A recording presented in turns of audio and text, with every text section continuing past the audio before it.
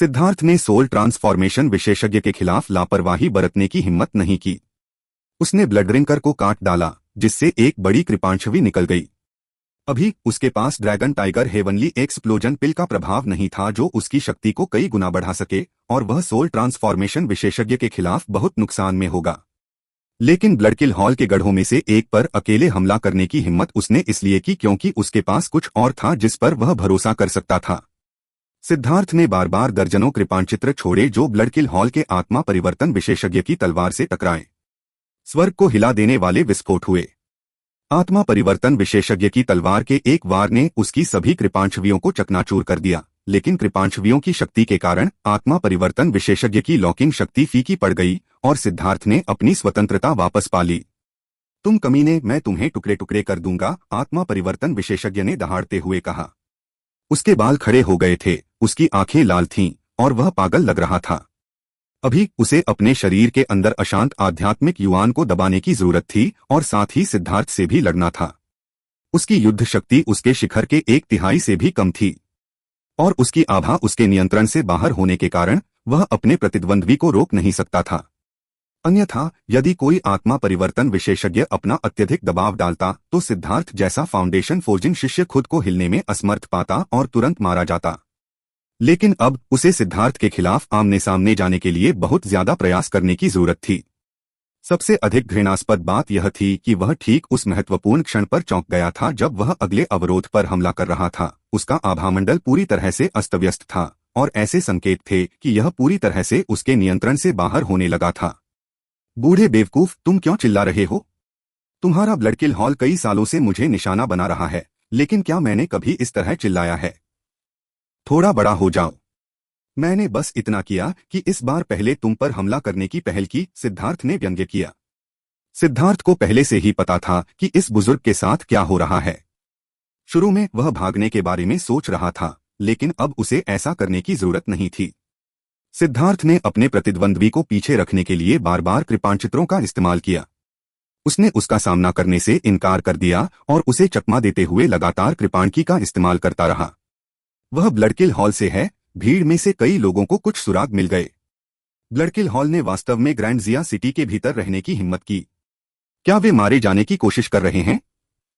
1800 साल पहले ब्लडकिल हॉल ने ग्रैंड जिया के एक राजकुमार की हत्या कर दी थी। उस समय ग्रैंड जिया ने घोषणा की थी कि ब्लडकिल हॉल के किसी भी व्यक्ति को उनके क्षेत्र में पाया जाएगा, उसे मौत की सजा दी जाएगी। जब सिद्धार्थ ब्लडकिल हॉल के आत्मा परिवर्तन विशेषज्ञ के खिलाफ लड़ रहा था तो दर्शक चर्चा करने से खुद को रोक नहीं पाए। जिस छोटी गली में वे पहली बार दिखाई दिए थे वह बहुत पहले ही नष्ट हो चुकी थी, लेकिन आसपास की इमारतें शक्तिशाली संरचना रूनों द्वारा सुरक्षित थीं और उन दोनों द्वारा कृपाण क्यूई और तलवार क्यूई को मुक्त करने के बावजूद उनके हमले वास्तव में इमारतों के संपर्क में आने पर पलटवार करते थे। यह ग्रैंड जिया की शक्तिशाली नींव थी। उनकी प्रत्येक प्राचीन इमारत सुरक्षित थी। उन्हें नष्ट करना अविश्वसनीय रूप से कठिन था। इसके अलावा प्राचीन इमारतें शाही महल की भव्य संरचना से जुड़ी हुई थीं। यदि इमारतों पर सर्वोच्च विशेषज्ञों द्वारा हमला किया जाता है तो भव्य संरचना सक्रिय हो जाएगी और फिर एक आत्मा परिवर्तन विशेषज्ञ भी उन्हें नुकसान नहीं पहुंचा पाएगा जब तक कि उस आत्मा परिवर्तन विशेषज्ञ के पास कोई दिव्य वस्तु न हो। जहां तक ब्लडकिल हॉल के आत्मा परिवर्तन विशेषज्ञ जैसे व्यक्ति की बात है तो उसकी वर्तमान अवस्था की तो बात ही छोड़िए। जहां उसकी शक्ति सामान्य से केवल 1/3 ही है, वह अपनी चरम अवस्था में भी भवनों को क्षति नहीं पहुंचा पाएगा। वह नौजवान कौन है? कैसी भयानक युद्ध संवेदनाएं और अनुभव! सिद्धार्थ और आत्मा परिवर्तन विशेषज्ञ इतने तेज थे कि उन्हें नंगी आंखों से देख पाना लगभग असंभव था। ब्लडकिल हॉल के विशेषज्ञ की चालें परिष्कृत और क्रूर थीं, साथ ही अजीब और चालाक भी। कई बार ऐसा होता था जब वह सिद्धार्थ के अंधे स्थान से अचानक हमला करता था जिससे दर्शकों के दिल कांप उठते थे। हालांकि ब्लडकिल हॉल शर्मनाक लोगों का एक समूह है, लेकिन उनकी हत्या की कला वास्तव में सर्वोच्च है। भले ही वह सीधे तौर पर लड़ रहा है, फिर भी उसके पास ऐसी चालाक चालें हैं जो किसी व्यक्ति को आसानी से चौंका सकती हैं और उसे मार सकती हैं। एक अन्य आत्मा परिवर्तन विशेषज्ञ ने आह भरी। अधिकाधिक लोग आ रहे थे और यहां तक कि आत्मा परिवर्तन विशेषज्ञ भी इस लड़ाई से प्रभावित थे। इन हत्यारों की चालें आम लोगों से अलग थीं। उनमें से हर एक घातक था और कभी कभी उनकी कई चालें लगातार मौत का जाल बन जाती थीं। उन्हें लड़ते हुए देखकर ही लोगों के दिल धड़क उठते थे। यदि वे व्यक्तिगत रूप से नहीं देख रहे होते तो कोई भी यह विश्वास करने का साहस नहीं कर पाता कि इतनी तीक्ष्ण और डरावनी हत्या कलाएं भी हो सकती हैं। और फिर भी चाहे उसकी चाल कितनी भी तेज क्यों न हो, चाहे उसके हमले कितने भी चालाक क्यों न हो, सिद्धार्थ उन्हें लाइटनिंग बॉडी ब्लिंक से चकमा दे देता था। लाइटनिंग रून उसके इर्द गिर्द घूमते थे क्योंकि वह हमेशा अपने प्रतिद्वंद्वी के जानलेवा वार से बाल बाल बच जाता था। बहुत से लोग सिद्धार्थ को देखने के लिए पसीना बहा रहे थे। ऐसा लग रहा था जैसे सिद्धार्थ ब्लेड की नोक पर नाच रहा हो। वह किसी भी क्षण मर सकता था। लेकिन सिद्धार्थ का चेहरा अभी भी उदासीन था और उसकी आंखों में जरा भी डर या घबराहट नहीं थी। वह हवा में बादलों या नदी में बहते पानी की तरह सहजता से आगे बढ़ रहा था। वह बिना किसी अजीबोगरीब हरकत के आगे बढ़ता और पीछे हटता, हमला करता और बचाव करता। उस उदासीन भाव ने लोगों के सिर सुन्न कर दिए, लेकिन यह देखना रोमांचक भी था। क्या तुम सिर्फ भागना जानते हो? ब्लडकिल हॉल विशेषज्ञ ने दहाड़ते हुए कहा। उसने सिद्धार्थ पर कई बार हमला किया था, लेकिन वह उसे कुशलता से चकमा दे गया था।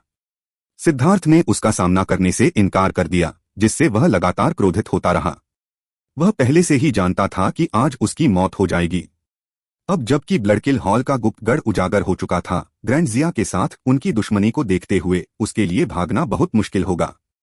लेकिन मरने से पहले उसकी एकमात्र इच्छा सिद्धार्थ को मारना और ब्लडकिल हॉल के लिए असीम क्षमता वाले संकट को दूर करना था। ब्लडकिल हॉल के मुख्यालय तक यह खबर पहले ही पहुंच चुकी थी कि ब्लडकिल 19 विफल हो गया है और इसके बजाय सिद्धार्थ ने उसे मार दिया है। अभी सिद्धार्थ को उनका नंबर 1 लक्ष्य माना गया था। यह देखते हुए कि कैसे कुछ बाहरी कर्मचारी भी सिद्धार्थ को पहचान सकते थे, यह देखा जा सकता था कि ब्लडकिल हॉल में सिद्धार्थ की कितनी प्रसिद्धि थी। इस गुप्त गढ़ का उद्देश्य ग्रैंडजिया की गतिविधियों पर नजर रखना था। ब्लडकिल हॉल ने लोगों की हत्या के अलावा कुछ जानकारी बेचने की भी पेशकश की थी। यह ब्लडकिल हॉल की खासियत थी। ऐसा इसलिए था क्योंकि किसी व्यक्ति की हत्या करने के लिए उसकी स्थिति, साधना, आधार, ताकत, आदतें आदि जानना जरूरी था। वे उसके परिवार के इतिहास के बारे में भी जानकारी लेते थे। इसलिए जानकारी बेचना भी ब्लडकिल हॉल का एक महत्वपूर्ण व्यवसाय था। लेकिन उनके लिए ग्रैंडजिया शहर के भीतर एक गुप्त गढ़ स्थापित करना ग्रैंडजिया प्राचीन राष्ट्र के चेहरे पर एक बड़ा तमाचा था।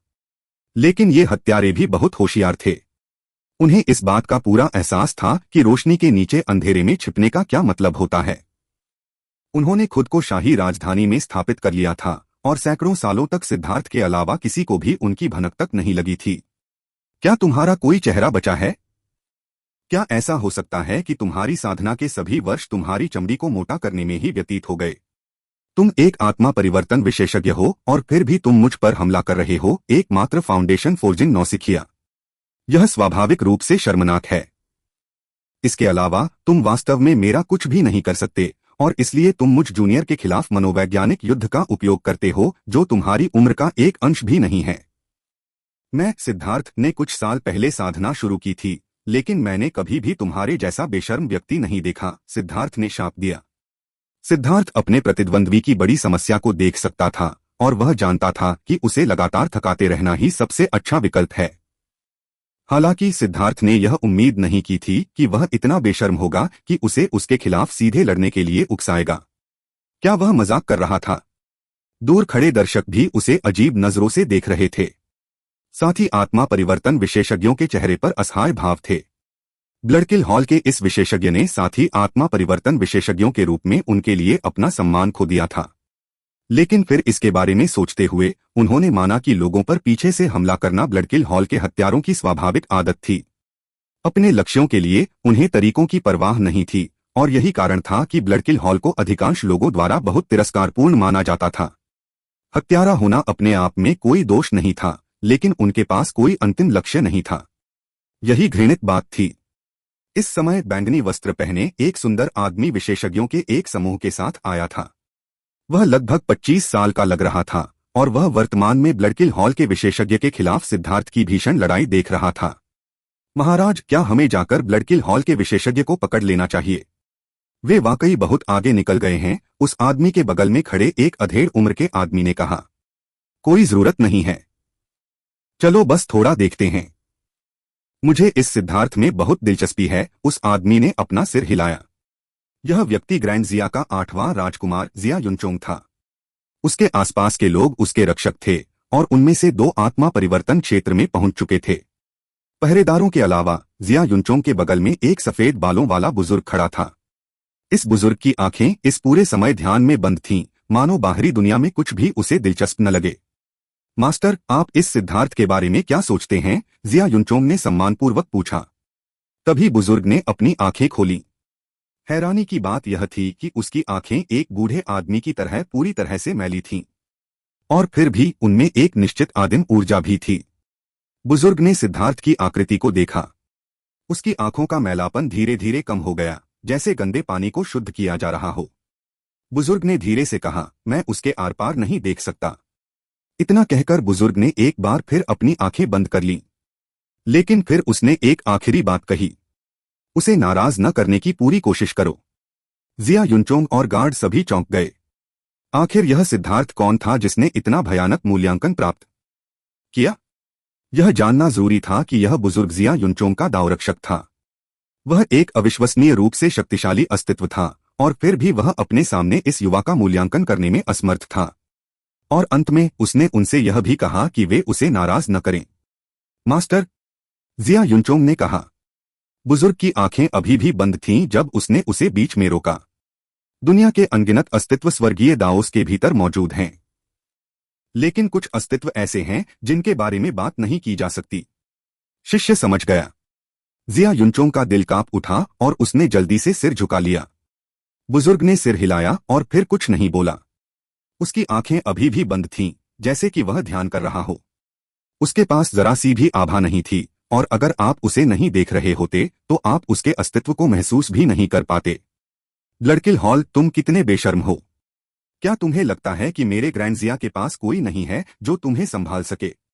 जैसे ही सिद्धार्थ आत्मा परिवर्तन विशेषज्ञ से लड़ रहा था, हवा में एक सुंदर आकृति प्रकट हुई। वह यहां क्यों आएगी? जिया युनचोंग अपनी भौहें सिकोड़े बिना नहीं रह सका। जैसे ही सिद्धार्थ ब्लडकिल हॉल के आत्मा परिवर्तन विशेषज्ञ से लड़ रहा था, एक महिला हवा में प्रकट हुई। उसके रंगीन वस्त्र उसके चारों ओर तैर रहे थे, जो परिष्कार की हवा से भरे हुए थे। उसकी आंखें चमकीली और दांत सफेद थे, भौहें सुडौल और होंठ चेरी जैसे थे। वह निश्चित रूप से एक बेहद खूबसूरत महिला थी, लेकिन उसके होंठ थोड़े पतले और थोड़े ऊपर की ओर उठे हुए थे। सतह पर वह एक शक्तिशाली, जिद्दी महिला की तरह दिखती थी। इसके अलावा उसके अंदर एक तरह की कुलीनता और अहंकार की भावना थी।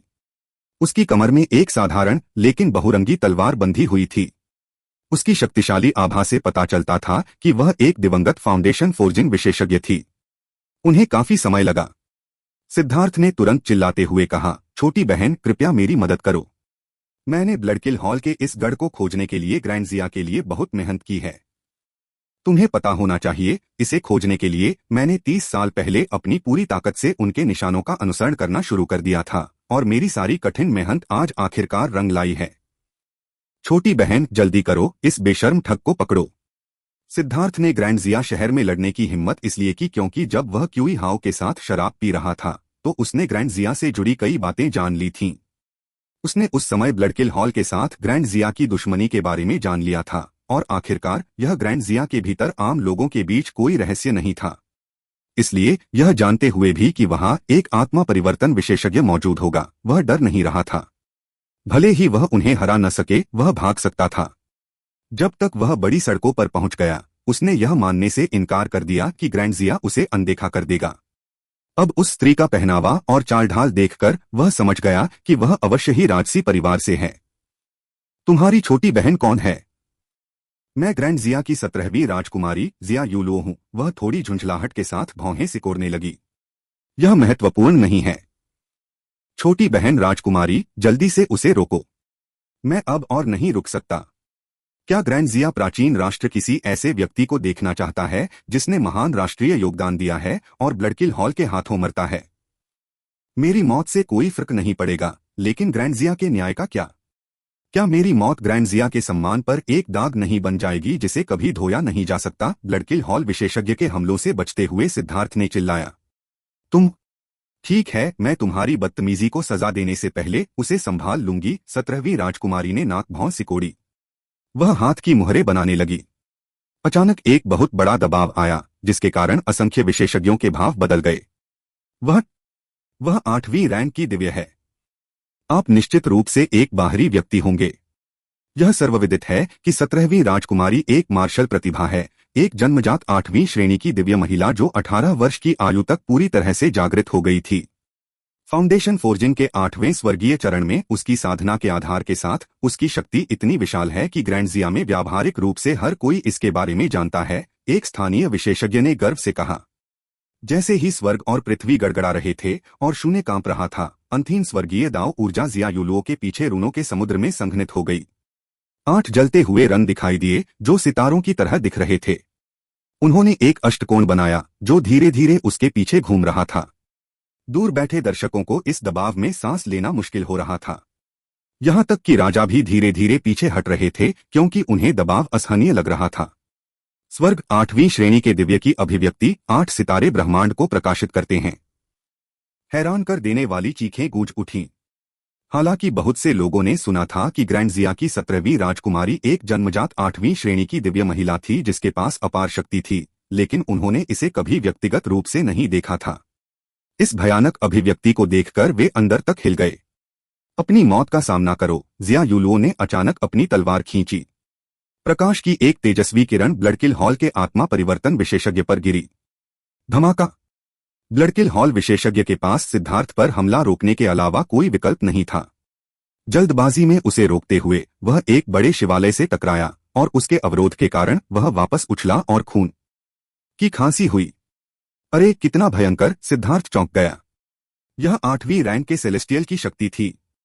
यह वास्तव में भयानक था। इतना शक्तिशाली हमला व्यावहारिक रूप से हान झेन्यू जैसे 7वीं रैंक के सेलेस्टियल को तुरंत मार सकता था। लानत है, तुम सब मर सकते हो। भगवान को मारना, मेरी रक्षा करना। रक्त हत्या आत्मा संक्षेपण। रक्त हत्या हॉल विशेषज्ञ दहाड़ उठा और उसके माथे पर एक छवि दिखाई दी। यह एक छोटी मानव आकृति थी जिसे जलाया जा रहा था, लेकिन उस पल में उसका उतार चढ़ाव वाला आध्यात्मिक युवान तुरंत शांत हो गया। हे भगवान, वह अपनी युवान आत्मा को प्रज्वलित कर रहा है। सदमे से चीखें गूंज उठीं। ब्लडकिल हॉल के विशेषज्ञों की 2 विशेषताएं थीं, उनकी हत्या करने की क्षमता और भागने की क्षमता। दोनों कौशलों में उनकी क्षमता समान थी। यदि वे अपने लक्ष्य को मारने में विफल रहे तो वे तुरंत 1000 मील दूर भाग जाएंगे। ब्लडकिल हॉल विशेषज्ञ को शुरू में थोड़ी उम्मीद थी कि वह सिद्धार्थ को मारने के बाद बच सकता है। अगर वह अपने भौतिक शरीर को त्याग देता है और एक गुप्त कला का उपयोग करता है तो उसका अनुमान है कि उसके युवान आत्मा के बच निकलने की 30% संभावना है। लेकिन अब उसे अपनी योजना बदलने पर मजबूर होना पड़ा। वह भागने के बारे में सोच भी नहीं सकता था। वह ब्लडकिल हॉल के लिए 2 खतरों को दूर करने के लिए जिया युलुओ और सिद्धार्थ को यहीं खत्म करना चाहता था। यह बिना कहे ही स्पष्ट था कि ब्लडकिल हॉल के हत्यारे अपने किलिंग गॉड के प्रति बेहद समर्पित थे। अपनी युवा स्पिरिट को प्रज्वलित करने के बाद ब्लडकिल हॉल विशेषज्ञ ने अपने आध्यात्मिक युवान को बलपूर्वक स्थिर कर दिया, जिससे उसकी युद्ध शक्ति तुरंत बहाल हो गई। उसकी तलवार जिया युलुओ की तलवार से टकराई, जिससे एक बड़ा विस्फोट हुआ। उन दोनों को पीछे हटने पर मजबूर होना पड़ा। यह आदान प्रदान वास्तव में बराबरी पर समाप्त हुआ था, जिससे आसपास के सभी आत्मा परिवर्तन विशेषज्ञ चौंक गए थे। एक जन्मजात रैंक 8 सेलेस्टियल का नाम निश्चित रूप से नकली नहीं था। राजकुमारी शक्तिशाली है। ग्रैंडजिया की प्रतिष्ठा बढ़ाएं, आकाश को रोशनी से भर दें, ब्लडकिल हॉल के पुराने भूत को मार डालें। सिद्धार्थ ने जिया युलुओ को खुश करने के लिए ब्लड ड्रिंकर को हवा में ऊंचा उठा दिया। इस समय असंख्य लोग एकत्र हो गए थे। उनमें से कुछ युवा भी थे जो राजकुमारी के स्वरूप को श्रद्धा से देख रहे थे। अरे तुम लोग मुझे सम्मान कैसे नहीं दे सकते? क्या तुम सहयोग करना नहीं जानते? राजकुमारी ब्लडकिल हॉल से पुराने भूत को मारने के लिए पूरी ताकत से लड़ रही है और ग्रैंडजिया के नागरिक होने के नाते तुम उसके लिए जयकार करने की भी हिम्मत नहीं करते। तुम किससे डरते हो? खुद को शर्मिंदा करने से? सम्मान खोने से? अगर तुम हर चीज से डरते हो तो तुम खेती क्यों करते हो? अगर तुम इतने चिंता करने वाले हो तो तुम जवान कैसे हो? तुम्हारी जवानी की चाहत, तुम्हारे गर्म खून को क्या हुआ? अगर तुम उसकी पूजा करते हो तो जोर से चिल्लाओ। अगर तुम उससे प्यार करते हो तो और भी जोर से चिल्लाओ। मुझे अपनी आवाजें सुनने दो। सब लोग एक साथ, राजकुमारी शक्तिशाली है। ग्रैंडजिया की प्रतिष्ठा बढ़ाओ, आकाश को रोशनी से भर दो, ब्लडकिल हॉल के पुराने भूत को मार डालो। सिद्धार्थ चिल्लाया। राजकुमारी शक्तिशाली है। ग्रैंडजिया की प्रतिष्ठा बढ़ाओ, आकाश को रोशनी से भर दो, ब्लडकिल हॉल के पुराने भूत को मार डालो। राजकुमारी शक्तिशाली है। ग्रैंड जिया की प्रतिष्ठा बढ़ाओ, आकाश को रोशनी से भर दो, ब्लडकिल हॉल के पुराने भूत को मार डालो। राजकुमारी शक्तिशाली है। ग्रैंड जिया की प्रतिष्ठा बढ़ाओ, आकाश को रोशनी से भर दो, ब्लडकिल हॉल के पुराने भूत को मार डालो। पहली बार कुछ 100 लोग साथ चल रहे थे, दूसरी बार हजारों लोग थे, और तीसरी बार जो भी थोड़ा बहुत छोटा था वह पूरी जोर से चिल्ला रहा था। उन्हें अचानक एहसास हुआ कि सभी के साथ जयकारे लगाने से उन्हें अवर्णनीय खुशी मिल रही है।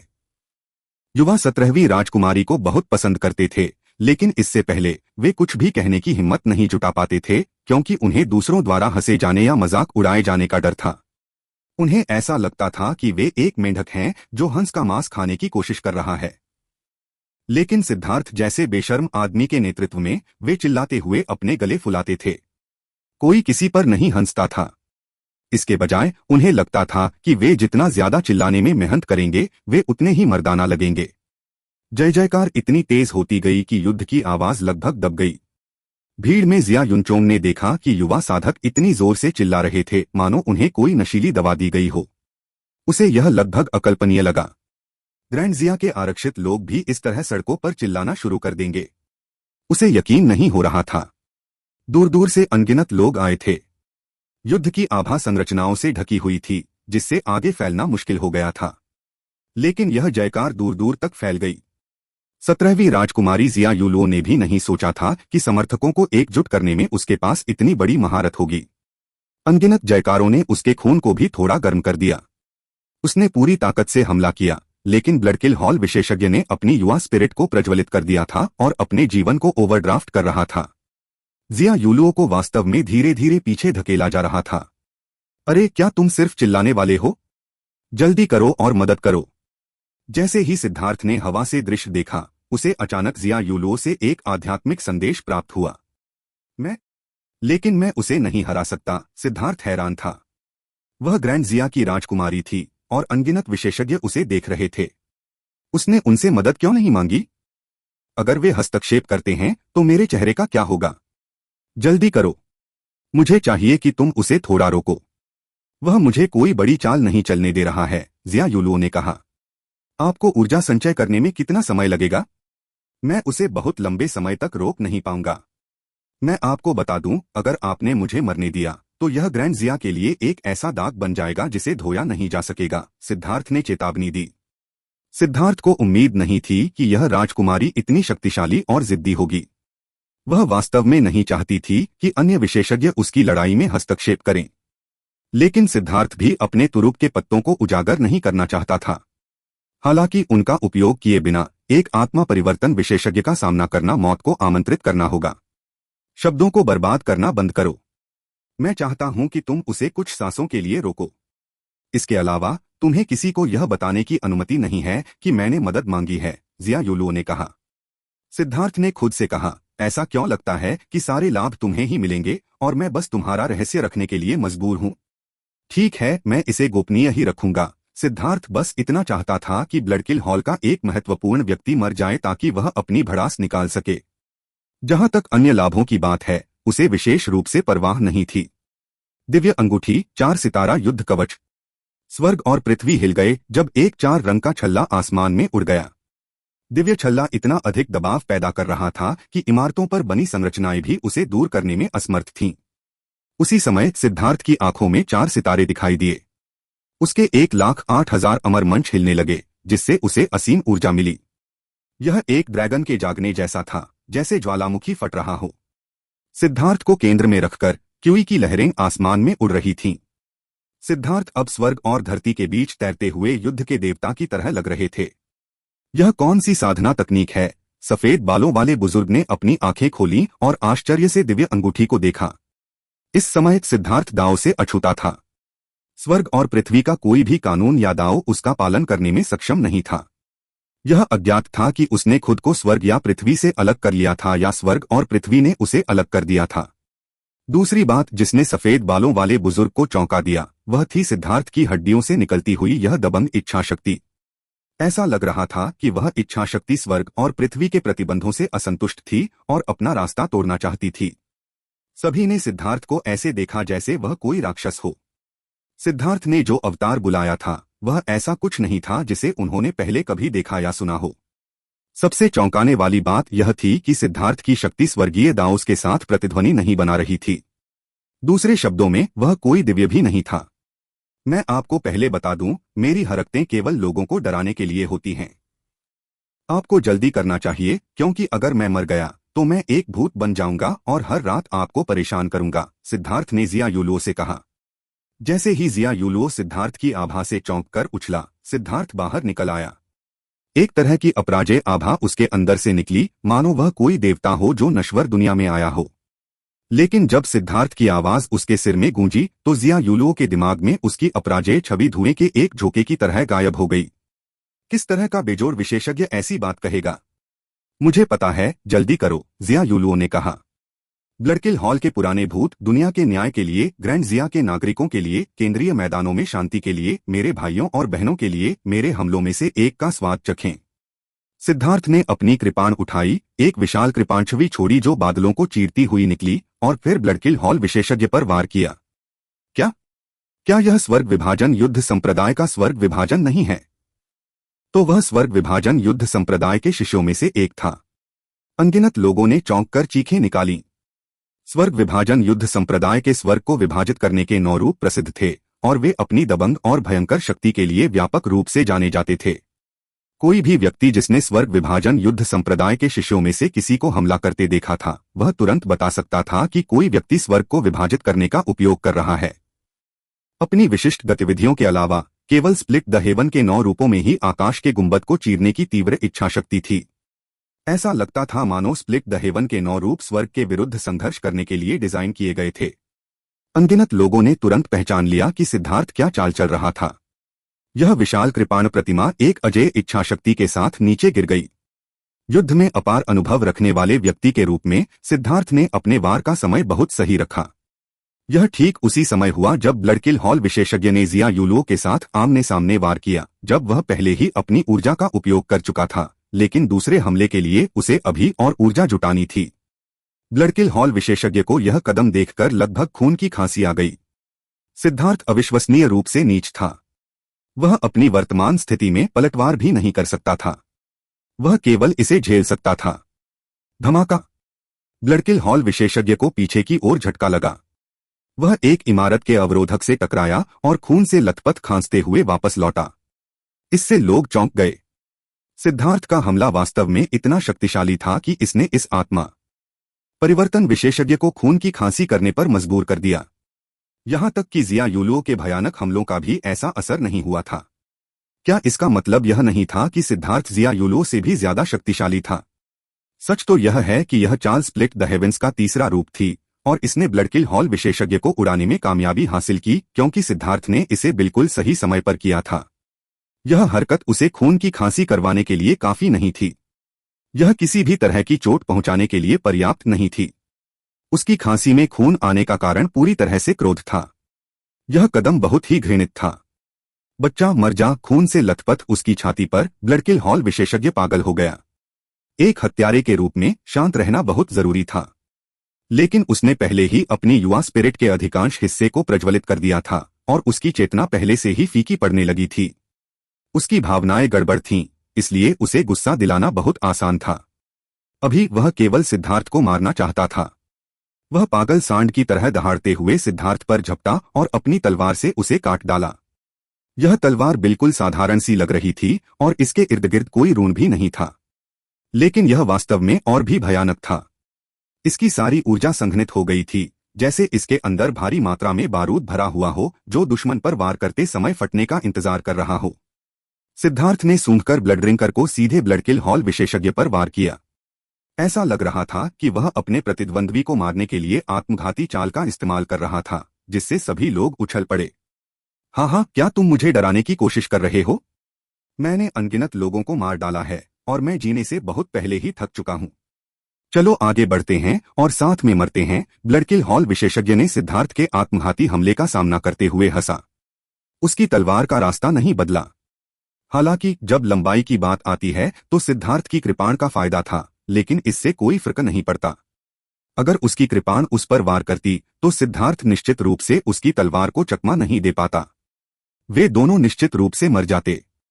जिया यूलुओ हवा में एक हाथ से मुहर बनाने के बीच में थी।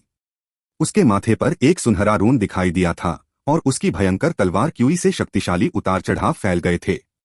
वह अपनी अंतिम चालों में से एक की तैयारी कर रही थी, लेकिन उसे अभी और समय चाहिए था। इसलिए वह सिद्धार्थ को इस तरह की चाल का उपयोग करते देख हैरान रह गई और उसे अंदर से बेवकूफ होने के लिए कोसा।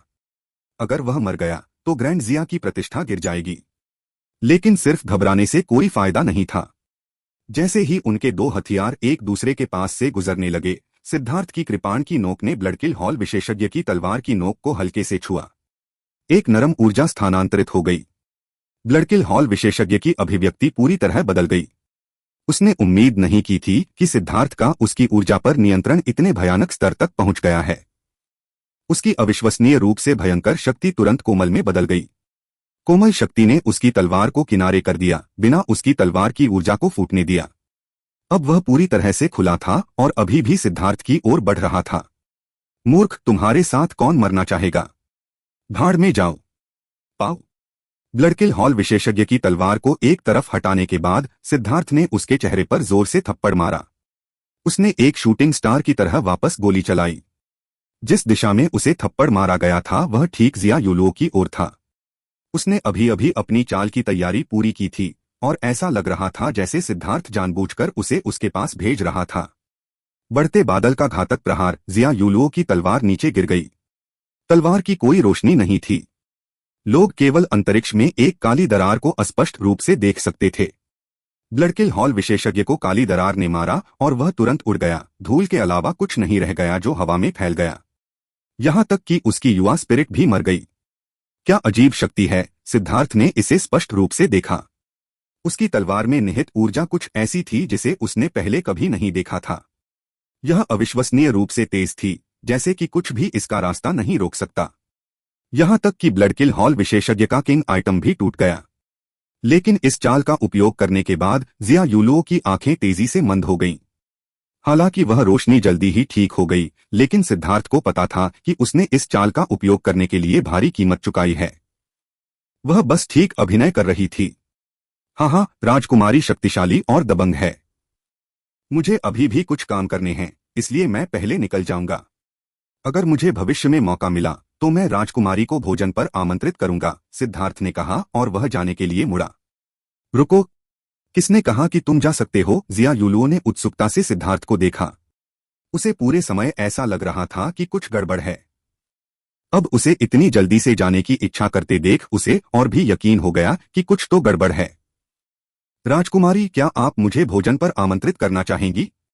मैं आपकी कृपा स्वीकार करता हूं, लेकिन मैंने अभी अभी भोजन किया है, इसलिए कोई दूसरा दिन चुनते हैं। उस समय मैं आपके ग्रैंड जिया के आतिथ्य का उचित आनंद लूंगा, सिद्धार्थ ने कहा। सिद्धार्थ उसके करीब नहीं जाना चाहता था। वह ऐसी नहीं लग रही थी कि उसके साथ घुलना मिलना आसान हो। हालांकि उसकी छोटी सी शौकिया चेहरा पढ़ने की कला का इस्तेमाल सिर्फ दूसरों को धोखा देने के लिए किया जाता था, लेकिन वह एक नज़र में ही किसी व्यक्ति के सामान्य चरित्र को बता सकता था। यह महिला शायद तांग वानेर से भी ज्यादा जिद्दी थी। खुद को प्रताड़ित करने का कोई मतलब नहीं था। यहां क्या हो रहा है? तुम बिना कुछ कहे चले जाना चाहते हो? क्या तुम्हें नहीं लगता कि तुम्हें हमें स्पष्टीकरण देने की जरूरत है? जिया यूलुओ सिद्धार्थ को जाने नहीं देना चाहती थी। उसने चारों ओर देखा और फिर ढही हुई सुरंग से जमीन पर पड़े खंडहरों की ओर इशारा किया। वह सिद्धार्थ को जांच के लिए लाना चाहती थी। उसे लगता रहा कि सिद्धार्थ में कुछ अजीब है, लेकिन वह ठीक से नहीं बता पा रही थी कि क्या अजीब है। हालांकि ब्लडकिल हॉल के सोल ट्रांसफॉर्मेशन विशेषज्ञ को उसने मार दिया था, फिर भी वह अंदर से असहज महसूस कर रही थी। इसलिए वह सिद्धार्थ को रखने का बहाना ढूंढना चाहती थी। हालांकि वह अपना ज्यादातर समय साधना में बिताती थी और सामाजिक रूप से कुशल नहीं थी, और इसलिए उसने अपनी राजकुमारी होने की स्थिति का इस्तेमाल सिद्धार्थ को जवाबदेह ठहराने के लिए किया। इसमें समझाने की क्या बात है? मैंने ब्लडकिल हॉल के गढ़ को ढूंढ लिया और ग्रैंड जिया के सम्मान के लिए मैंने उन्हें भड़काने के लिए अपनी जान जोखिम में डाल दी, जिससे वे इतना बड़ा उपद्रव कर सकें ताकि आप आकर उन्हें पकड़ सकें। क्या इसमें कुछ गड़बड़ थी? सिद्धार्थ ने कंधे उचका दिए। लेकिन आप इसकी रिपोर्ट कर सकते थे और हम इसे वहीं से संभाल सकते थे, जिया यूलुओ ने झल्लाहट से कहा। राजकुमारी, क्या तुम मजाक कर रही हो? चूंकि ब्लडकिल हॉल ने ग्रैंड जिया की राजधानी में ही काम करने की हिम्मत की, तो क्या तुम्हें लगता है कि वे खुद को तैयार नहीं करेंगे? उनके पास अनगिनत बाहरी कर्मचारी हैं। यहां आने के दौरान जिन फेरी वालों से तुम मिली, उनमें से कितनी आंखें उनके पास हैं? जब तक तुम्हारे लोग पहुंचते, वे बहुत पहले ही भाग चुके होते। मेरा तरीका ही एकमात्र सही विकल्प था। सिद्धार्थ ने अपना सिर हिलाया। जिया यूलुओ के कान सिद्धार्थ की दलीलों से लाल हो गए थे। वह सिद्धार्थ से ज्यादा बात करने में असमर्थ थी और उसने गुस्से में कहा, मुझे परवाह नहीं है। चाहे कुछ भी हो, तुम्हें हमारे साथ वापस आना होगा। ऐसी कई चीजें हैं जिनके बारे में मुझे पूछताछ करनी है। सिद्धार्थ अवाक रह गई। अब उसके मुंह से भी ऐसे पूरी तरह से अनुचित शब्द निकल गए। ठीक इसी समय लोगों का एक समूह आगे आगे जिया युनचोंग के साथ चला। तो तुम विश्व प्रसिद्ध सिद्धार्थ हो?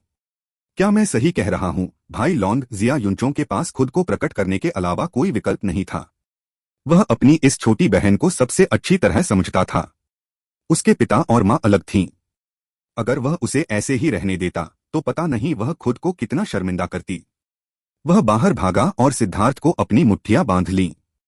मैं खुद को विश्व प्रसिद्ध कहने की हिम्मत नहीं कर सकता। क्या मैं पूछ सकता हूं कि आप कौन हैं? इस आदमी को देखकर सिद्धार्थ का दिल कांप उठा। उसे लगा कि वह भी एक बेहद डरावना आदमी था। इसके अलावा उसके पास 2 आत्मा परिवर्तन विशेषज्ञ भी थे जो पहरेदार थे। जहां तक आंखें बंद किए हुए उस बुजुर्ग की बात है, हालांकि उसकी आभा बाहर नहीं आई थी, फिर भी सिद्धार्थ को एहसास हो गया कि वह कोई ऐसा व्यक्ति था जो शायद जुआन मास्टर के समान स्तर पर पहुंच गया था। इतनी भयानक लाइनअप ने सिद्धार्थ को चौंका दिया। यह वाकई बहुत खतरनाक था। जिया युनचोंग ने कहा, यह विनम्र आत्मा ग्रैंड जिया है। इतने सारे शब्दों का क्या मतलब है? वह ग्रैंड जिया का 8वां राजकुमार जिया युनचोंग मेरा बड़ा भाई है। जल्दी करो और हमारे साथ आओ, जिया यूलुओ ने अधीरता से कहा जब उसने उन्हें विनम्रतापूर्वक समय बर्बाद करते देखा। जिया यूलुओ द्वारा बीच में टोके जाने पर जिया युनचोंग ने अजीब तरीके से कहा, खांसी भाई लॉन्ग, बात करने से पहले हम स्थान क्यों न बदल लें? यह जगह बहुत सुविधाजनक नहीं है। चूंकि भाई जिया मुझे आमंत्रित कर रहा है, इसलिए मैं मना करने की हिम्मत नहीं कर सकता। सिद्धार्थ मुस्कुराया। इस जिया युनचोंग के साथ घुलना मिलना बहुत आसान लग रहा था। उसकी हर हरकत परिष्कृत और स्वाभाविक थी। सिद्धार्थ को लगा कि जिया यूलुओ जैसी जिद्दी महिला की तुलना में इस आदमी से बात करना ज्यादा आसान होगा, इसलिए वह खुशी खुशी सहमत हो गया। जिया यूलुओ के चेहरे पर यह देखकर थोड़ा अजीब सा भाव आया कि सिद्धार्थ ने जिया युनचोंग के निमंत्रण को इतनी जल्दी स्वीकार कर लिया। सिद्धार्थ ने उसे कोई भाव नहीं दिया। वह भौंचक्की रह गई और बस भड़कने ही वाली थी। अपनी छवि पर ध्यान दें, बुजुर्ग ने अचानक भौहें सिकोड़ी और ठंडे स्वर में अपना मुंह खोला। इस बुजुर्ग की हैसियत बेहद खास थी। यहां तक कि जिद्दी 17वीं राजकुमारी ने भी तुरंत अपना मुंह बंद कर लिया। वह मुंह फुलाए बैठी थी और उसकी आंखें लाल हो गई थीं। उसके चेहरे पर दुख का भाव ऐसा लग रहा था जैसे वह रोने वाली है। भाई लॉन्ग, चलो मेरे साधारण घर वापस चलते हैं, जिया युनचोंग ने जल्दी से कहा। आत्मा परिवर्तन विशेषज्ञों में से एक ने हाथ हिलाया और आसपास की इमारतों में से एक ने प्रकाश की एक लहर छोड़ी जिसने उन सभी को ढक लिया। वे दर्शकों की नजरों से ओझल हो गए। सिद्धार्थ और बाकी लोग अभी वहां से निकले ही थे कि कर्मचारी नुकसान की सफाई करने आ गए। दर्शक तितर-बितर हो गए, लेकिन आज 17वीं राजकुमारी की सुंदरता और शक्ति को देखने के अलावा उन्होंने एक और नाम भी जाना, सिद्धार्थ, एक राक्षस जो दिव्य भी नहीं था, लेकिन उसके पास अविश्वसनीय युद्ध कौशल था। सिद्धार्थ को एक खुले फूलों के बगीचे में ले जाया गया। यहाँ सभी प्रकार के दुर्लभ फूल उगते थे, उनकी खुशबू उन पर छा रही थी। वहां महल की नौकरानी के कपड़े पहने 4 युवतियां थीं जो चुपचाप एक मंडप में खड़ी थीं। लेकिन ये नौकरानियां वास्तव में फाउंडेशन फोर्जिंग क्षेत्र में पहुंच चुकी थीं। जल्दी से कुछ शराब और खाना तैयार करो। राष्ट्रीय भोज के मानकों का उपयोग करो, जिया युनचोंग ने नौकरानियों से कहा। वे यह सुनकर चौंक गए, लेकिन वे जल्दी से वहां से चले गए। जिया युनचोंग का पीछा कर रहे गार्ड भी हटा दिए गए। मास्टर, आप रुककर कुछ प्याले क्यों नहीं पी लेते? बहुत समय हो गया जब हमने साथ में शराब नहीं पी है, जिया युनचोंग ने सम्मानपूर्वक कहा। मेरे जैसा बूढ़ा आदमी युवाओं की सभा में भाग नहीं लेगा। बुजुर्ग ने अपना सिर हिलाया और बिना किसी स्थानिक उतार चढ़ाव के गायब हो गया। ऐसा लगा जैसे वह बस स्वर्ग और पृथ्वी में विलीन हो गया हो। वह आखिरकार चला गया। जिया यूलुओ ने तुरंत एक पक्षी की तरह खुशी मनाई जो लंबे समय से अपने पिंजरे में बंद था और आखिरकार अपनी आजादी वापस पा ली थी। उसने तुरंत सिद्धार्थ के लिए मुश्किलें खड़ी कर दी। सिद्धार्थ, मैं जानना चाहती हूँ कि जब मैंने तुम्हें आमंत्रित किया तो तुमने आने से इनकार क्यों किया, लेकिन जैसे ही वह आया तुम तुरंत मान गए। जिया यूलुओ ने सिद्धार्थ को सख्ती से घूरा। उसने एक सटीक स्पष्टीकरण की मांग की। सिद्धार्थ की हरकतों ने उसे स्पष्ट रूप से परेशान कर दिया था, और अब जबकि बुजुर्ग चला गया था तो वह एक बार फिर बेशर्म हो गई। यूलुओ, परेशानी मत करो। अगर तुम इसी तरह से काम करते रहे तो मैं तुम्हारे बारे में हमारे शाही पिता को बता दूंगा, जिया युनचोंग ने कहा। तुम तुम बहुत बुरे हो। मैंने तो तुम्हारे साथ कुछ भी नहीं किया। तुम पहले ऐसे नहीं थे। तुम सब बुरे आदमी हो जो मुझे परेशान कर रहे हो। सिद्धार्थ ने कभी उम्मीद नहीं की थी कि अविश्वसनीय रूप से शक्तिशाली जिया यूलुओ वास्तव में रोना शुरू कर देगा। वह हैरान था। सिद्धार्थ के स्तब्ध भाव को देखकर जिया युनचोंग शर्मिंदा हो गया। जिया यूलुओ उसकी छोटी बहन थी और बचपन में भी वह उसके साथ सबसे अच्छी तरह से घुल मिल गई थी।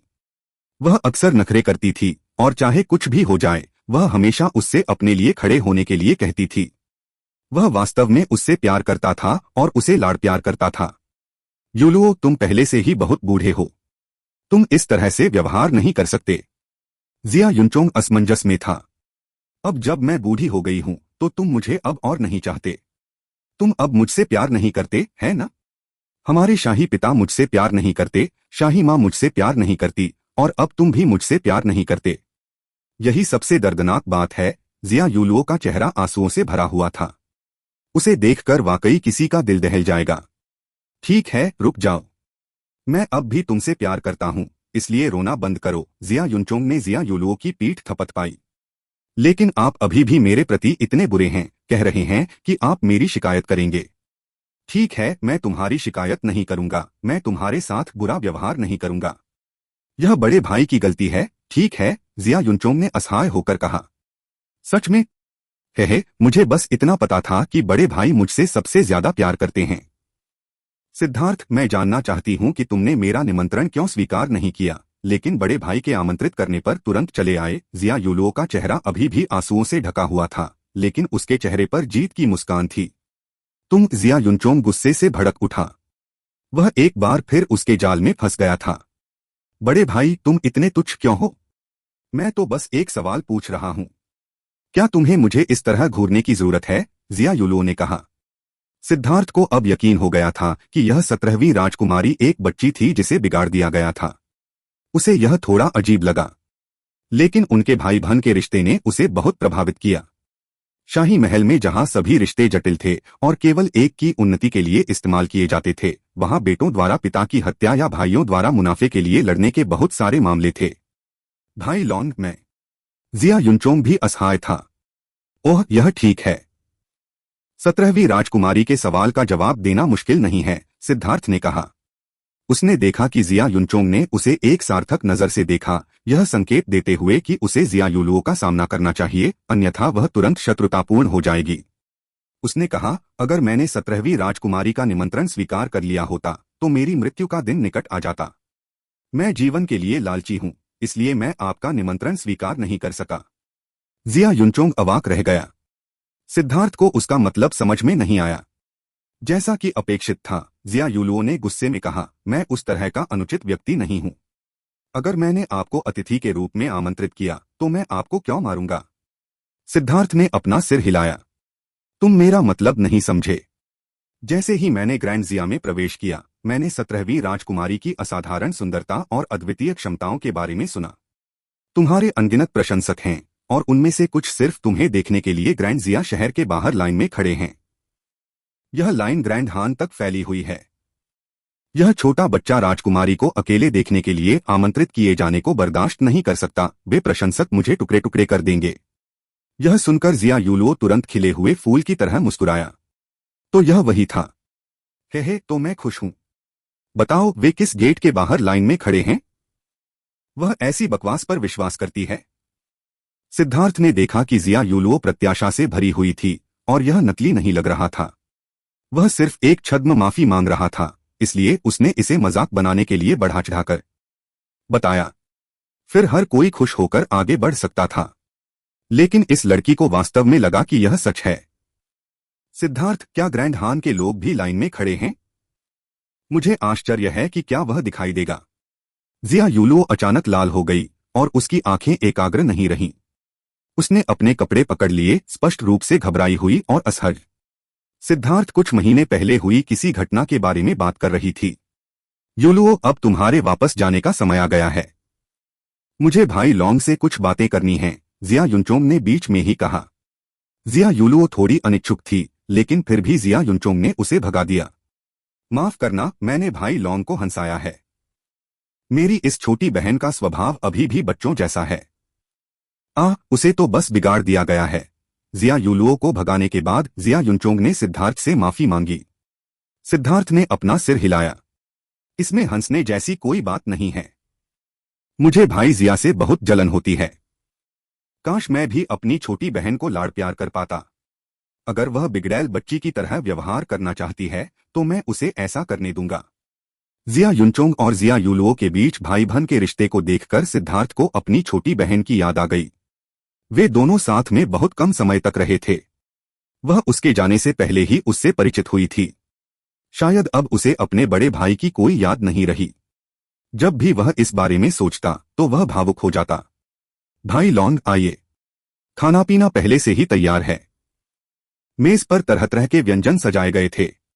वे देखने में बहुत ही सुंदर रत्न जैसे लग रहे थे और उनकी खुशबू भी बहुत अच्छी थी। सिद्धार्थ उन्हें खाने के लिए बिल्कुल भी तैयार नहीं था। यह वाइन गॉड पैलेस की बढ़िया वाइन है। भाई लॉन्ग, इसका स्वाद चखो। जिया युनचोंग ने सिद्धार्थ को वाइन से भरा एक कप दिया। इस प्याले से जरा सी भी खुशबू नहीं आ रही थी। यह शुद्ध पानी जैसा लग रहा था।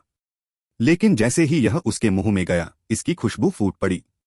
इसके अलावा कुछ हल्की ऊर्जा उसके दांतों से होते हुए उसके सिर तक पहुंच गई। सिद्धार्थ को तुरंत लगा कि उसकी दिव्य भावना और भी तेज हो गई है। यह वास्तव में दिव्य शराब है जो दुनिया को हिला देने में सक्षम है।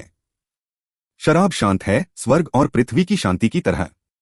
लेकिन यह दुनिया की गहराइयों को पार करती है, जिससे व्यक्ति को ग्रैंड दाओ का गहन संगीत सुनने का मौका मिलता है। इस शराब को चखते हुए उसने अनजाने में ऐसे शब्द कहे जो उसके दिल में बिना जाने ही प्रकट हो गए।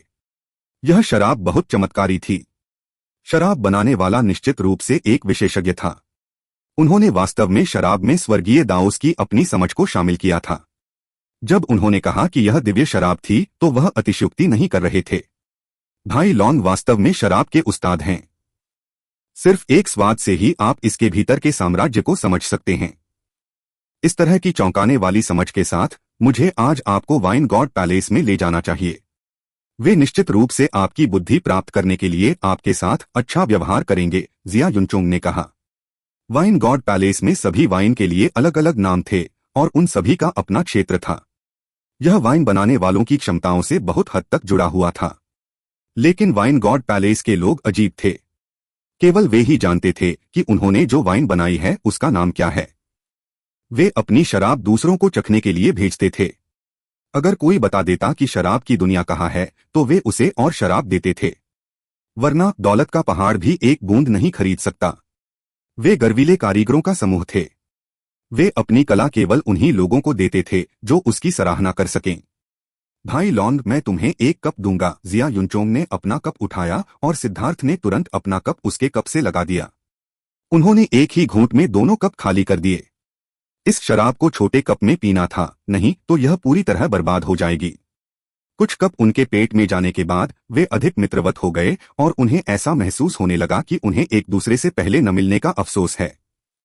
भाई लांग, मैंने सुना है कि तुमने हान झेन्यू को मार डाला है। जिया युनचोंग ने पूछा।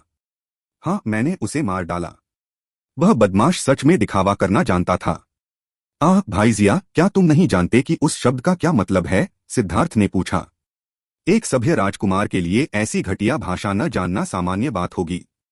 हाँ भाई लॉन्ग, क्या तुम मुझे नीची नजर से देख रहे हो? जब मैं जियांटियन क्षेत्र में पहुंचा तो मुझे 2 साल के लिए अकेले रहने के लिए साधना की दुनिया में फेंक दिया गया।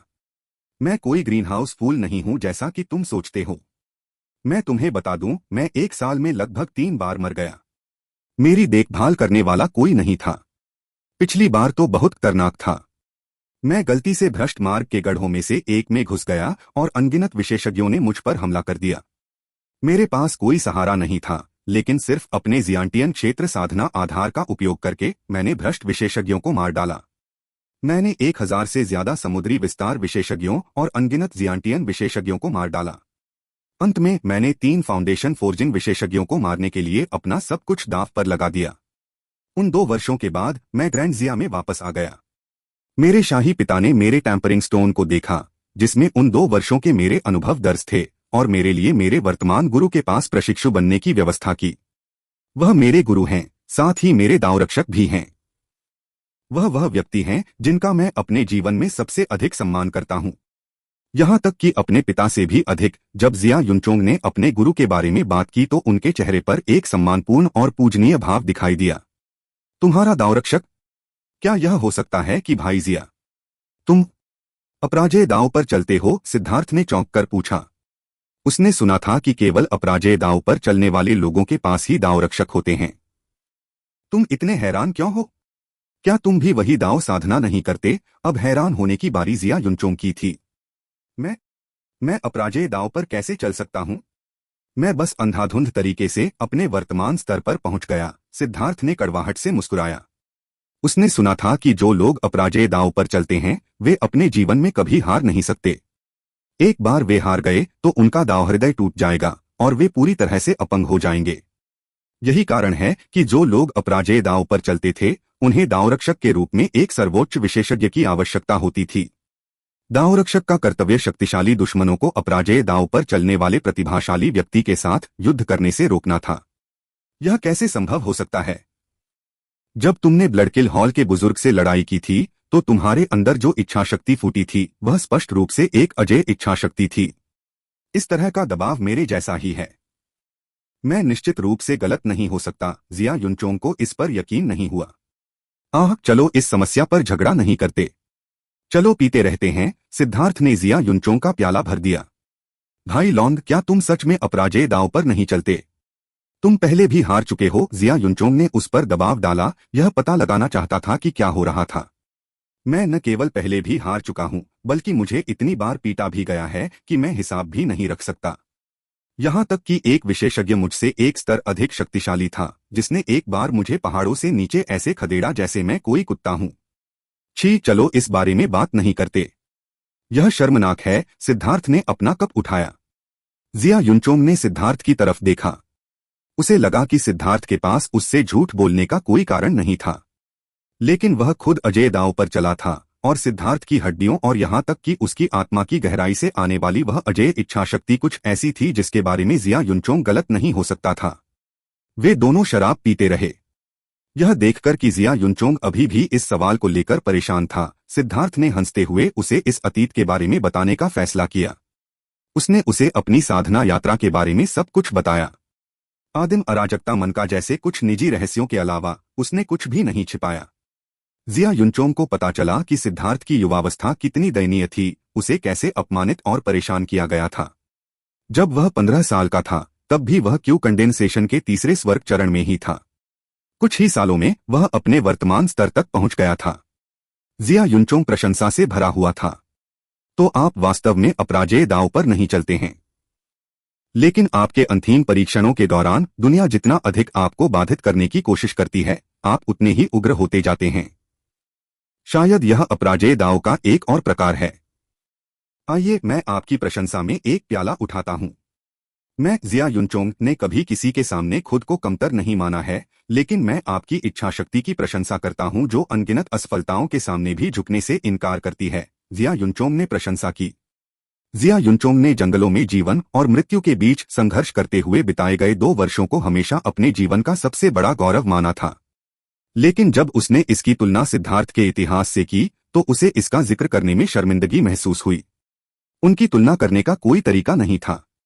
फीनिक्स क्राई साम्राज्य में संघर्षों से लेकर ज्यूली गुप्त क्षेत्र में उसके उत्थान, पूर्वी बंजर भूमि पर उसके प्रभुत्व और केंद्रीय मैदानों तक पहुंचने के बाद से उसकी विभिन्न कठिनाइयों तक उसने अनगिनत खतरों का अनुभव किया था और उनमें से प्रत्येक खतरा ब्लेड की नोक पर नाचने जैसा था। सिद्धार्थ ने धर्मनिरपेक्ष दुनिया में एक गरीब कुलीन बेटे से संघर्ष करके अपनी वर्तमान ऊंचाई तक पहुंचने का रास्ता बनाया था। उसके पास जो कुछ भी था उसके लिए उसने अपनी जान की बाजी लगाकर संघर्ष किया था। जहां तक जिया युनचोंग का सवाल है, हालांकि उसने भी अपनी जान की बाजी लगाई थी, लेकिन उसके पास जो कुछ भी था उसका अधिकांश हिस्सा ग्रैंड जिया जैसे शक्तिशाली समर्थक की बदौलत था। इसलिए जिया युनचोंग ने सिद्धार्थ की सच्ची प्रशंसा की। शराब पीने के साथ ही उन दोनों के बीच दोस्ती बढ़ती गई और अंत में वे करीबी दोस्त बन गए जो एक दूसरे से कुछ भी कह सकते थे। भाई लॉन्ग, तुमने कहा था कि तुम यहाँ इसलिए आए हो क्योंकि मेरे ग्रैंड जिया में तुम्हारे दोस्त हैं। क्या तुम्हें मेरी जरूरत है कि मैं उनकी देखभाल करूं? जिया युनचोंग ने पूछा। सिद्धार्थ ने हिचकिचाते हुए कहा, मुझे नहीं लगता कि यह कोई अच्छा विचार है। मेरे ये दोस्त थोड़े खास हैं। सच तो यह है कि अगर जिया युनचोंग मूल शैतान जाति का समर्थन कर सकता तो वे तुरंत नई ऊंचाइयों पर पहुंच जाते। लेकिन यह बहुत खतरनाक था। अगर एक दिन असली शैतान जाति का पर्दाफाश हो गया तो ग्रैंड जिया दुनिया की दुश्मन बन जाएगी। यह नष्ट भी हो सकती है। सिद्धार्थ बेवकूफी करने को तैयार हो सकता है, लेकिन वह ऐसा अनैतिक काम नहीं करेगा। भाई जिया, सच बताऊं तो मैं यहाँ इसलिए आया क्योंकि मुझे मजबूर होना पड़ा। इस बार मैंने एक आपदा को भड़का दिया और मैं इससे बचने के लिए यहाँ आया हूँ। क्या मैं तुम्हारे लिए मुसीबत खड़ी कर दूंगा? सिद्धार्थ ने पूछा। क्या परेशानी है? मैं लंबे समय से ग्रैंड हान के अहंकारी लोगों को उनकी जगह पर रखना चाहता था। मुझे कभी मौका ही नहीं मिला। जहां तक प्राचीन जातियों का सवाल है, हालांकि वे शक्तिशाली हैं, प्राचीन जाति गठबंधन में सभी एक जैसे विचार वाले नहीं हैं। आपने केवल एक जाति को नाराज किया है, इसलिए वहां डरने की कोई बात नहीं है। जहां तक पिल टॉवर का सवाल है, वाइन गॉड पैलेस के साथ उनके विवाद के कारण हमारा उनसे कोई संबंध नहीं है। पिल टॉवर के समर्थन के बिना भी हम अभी भी हुआयुन संप्रदाय के साथ सहयोग कर सकते हैं। इसके अलावा हमारे पास वाइन गॉड पैलेस का समर्थन है, इसलिए उनकी परवाह करने की कोई जरूरत नहीं है। इसके अलावा मुझे लगता है कि यह संभव है कि आप यह नहीं जानते। आपके जाने के बाद आपके जुआंटियन दाओ संप्रदाय के संप्रदाय गुरु ने उन 4 शक्तियों को मुंह पर एक क्रूर थप्पड़ मारा और यह अनगिनत विशेषज्ञों के सामने मार्शल हेवन एलायंस के भीतर किया गया था। उस थप्पड़ की आवाज। जिया युनचोंग ने सिद्धार्थ को बताया कि उसे क्या खबर मिली है। सिद्धार्थ को यह एहसास नहीं था कि उसने जो बड़ी मुसीबत खड़ी की है उसे जुआन मास्टर इतनी आसानी से सुलझा लेंगे। तो फिर मैं जब चाहूं जुआनतियान दाओ संप्रदाय में लौट सकती हूं? सिद्धार्थ खुश हुई। ठीक है, तुम इतनी जल्दी नहीं जा सकते। चूंकि तुम ग्रैंड जिया में आए हो, इसलिए तुम्हें कुछ और दिन रुकना चाहिए, अन्यथा भाग जाना बेकार होता। हाँ, यहाँ आओ, पियो, जिया युनचोंग ने हंसते हुए कहा। है, यहाँ खाने पीने की चीजें हैं और मजेदार चीजें करने के लिए भी जगह है। मुझे ऐसी शानदार जगह और कहाँ मिल सकती है? मैं इसे आराम करने के लिए एक छोटी छुट्टी की तरह ही ले लूंगा, सिद्धार्थ ने हंसते हुए कहा। सिद्धार्थ को लगा कि वह पिछले कुछ सालों से हमेशा काम ही कर रहा था। उसके सामने लगातार नई नई चीजें आती रहीं और उसे कभी आराम करने का समय ही नहीं मिला। इस दौरान उसकी नसें तनावग्रस्त रहीं और यह थका देने वाला था। उसे वाकई थोड़ा आराम करने की जरूरत थी। यह उसकी साधना के लिए फायदेमंद होगा। भाई जिया, जब मैं तुम्हारी बहन के साथ मजाक कर रहा था तो ऐसा लगता है कि वह अब जब वे दोस्त बन गए थे तो सिद्धार्थ सीधे बोल सकता था। उसे लगा कि उस समय जिया युलुओ के साथ कुछ अजीब हुआ था और जिया युनचोंग की आंखों में गुस्सा दिखाई दिया था। मुझे इस बात का डर नहीं है कि तुम मुझ पर हंसोगी, लेकिन सिर्फ इतना कहना ही मुझे गुस्सा दिलाता है। वह लड़की, हालांकि उसका साधना आधार शक्तिशाली है, उसका मन सरल है। वह ग्रैंड हान की मूर्तियों की पूजा से प्रभावित हुई है और ग्रैंड हान के 3 सम्राटों में से एक हान वेंजुन के प्रति मोहित हो गई है। यह कहते हुए जिया युनचांग का पेट गुस्से से भर गया। सिद्धार्थ की अभिव्यक्ति सुस्त हो गई। उसने सही अनुमान लगाया था। ग्रैंड हान वास्तव में सुंदर पुरुषों का उपयोग करना जानता था। अगर जिया युलुओ को वास्तव में उस हान वेंजुन द्वारा ग्रैंड हान के प्रति आकर्षित किया गया था तो यह ग्रैंड जिया के चेहरे पर एक बड़ा तमाचा होगा और ग्रैंड हान ने एक विशेषज्ञ को भी छीन लिया होगा। यह ग्रैंड जिया के मनोबल के लिए एक गंभीर झटका होगा। तुमने उसे मनाने की कोशिश नहीं की? सिद्धार्थ ने पूछा। क्या तुम्हें लगता है कि वह मेरी बात मानेगी? वह बहुत जिद्दी है और किसी की भी बात सुनने से इनकार करती है, जिया युलुओ ने असहाय होकर कहा। तो फिर आपके पिता का क्या हुआ? उसे सिर्फ राज्य की परवाह है। हालांकि उसने कुछ नहीं कहा है, लेकिन मैं उसे समझता हूं। वह वही करता है जो देश के लिए सबसे अच्छा है। अगर जिया यूलुओ ने हान वेंजुन से शादी करने की हिम्मत की तो मेरे पिता उसे ऐसा करने से पहले ही मार डालने में संकोच नहीं करेंगे, जिया युनचोंग ने कहा। उसने गुस्से से नाक भौं सिकोड़ी, स्पष्ट रूप से अपने पिता से असंतुष्ट। सच में, सिद्धार्थ ने उछलकर कहा। जिया यूलुओ के पिता उसके साथ इतने क्रूर हो सकते हैं? तुम समझ ही नहीं रहे हो, जिया युनचोंग ने अपना सिर हिलाया। सभी शासकों को इसी तरह काम करना चाहिए। उन्हें राज्य के हितों को खुद से पहले रखना चाहिए। राष्ट्र के लिए किसी की भी बलि दी जा सकती है। हालांकि मैं इस तरह की चीजों को मंजूरी नहीं देता, लेकिन मेरे पास यह स्वीकार करने के अलावा कोई विकल्प नहीं है कि इसका कोई और समाधान नहीं है। ग्रैंड जिया सिर्फ शाही परिवार का नहीं है, यह उसमें रहने वाले हर नागरिक का है और हम सभी की जिम्मेदारी है। जिया युनचोंग इस मामले में असहाय था। वह जिया यूलुओ को सबसे बेहतर समझता था। वह बहुत ज्यादा जिद्दी थी और कभी कभी वह अपना मन बदलने से मना कर देती थी, भले ही इसका मतलब मौत ही क्यों न हो। यही बात उसे चिंतित करती थी। सिद्धार्थ, अगर तुम्हें मौका मिले तो मुझे उम्मीद है कि तुम उसे सलाह देने में मेरी मदद कर सकते हो। मैं वास्तव में वह दिन नहीं देखना चाहता जब वह हमारे पिता की कसाई की तलवार से मर जाए। जिया युनचोंग ने विनती भरे भाव से सिद्धार्थ की ओर देखा। सिद्धार्थ ने मन ही मन कसम खाई, मैं लड़कियों को पटाने में तो ठीक हूं, लेकिन किसी को दिलासा देना और मनाना मेरी खासियत नहीं है। इसके अलावा वह लड़की निश्चित रूप से कांटों वाला गुलाब है। हालांकि वह सुंदर है, लेकिन हर कोई उसका आनंद नहीं ले सकता। सिद्धार्थ खुद पर एक और बोझ नहीं डालना चाहता था। वह कहना चाहता था कि वह इस बारे में कुछ भी करने में असमर्थ है, लेकिन जिया युनचोंग के विनती भरे चेहरे को देखकर वह ऐसा कहने में असमर्थ था।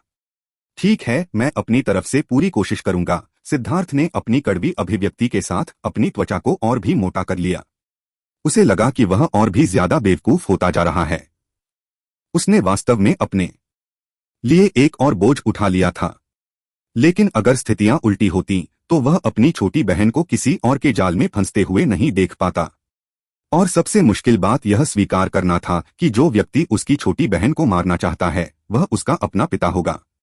यह अविश्वसनीय रूप से दुखद बात थी। बहुत बहुत धन्यवाद भाई लॉन्ग। मेरी यह छोटी बहन दूसरों से बहुत कम बात करती है, लेकिन वह आपके साथ अलग तरह से पेश आती है। अगर वह जिद्दी हो जाती है तो उसे थोड़ा सा झुकने दें और वह जल्दी ही आपकी दोस्त बन जाएगी।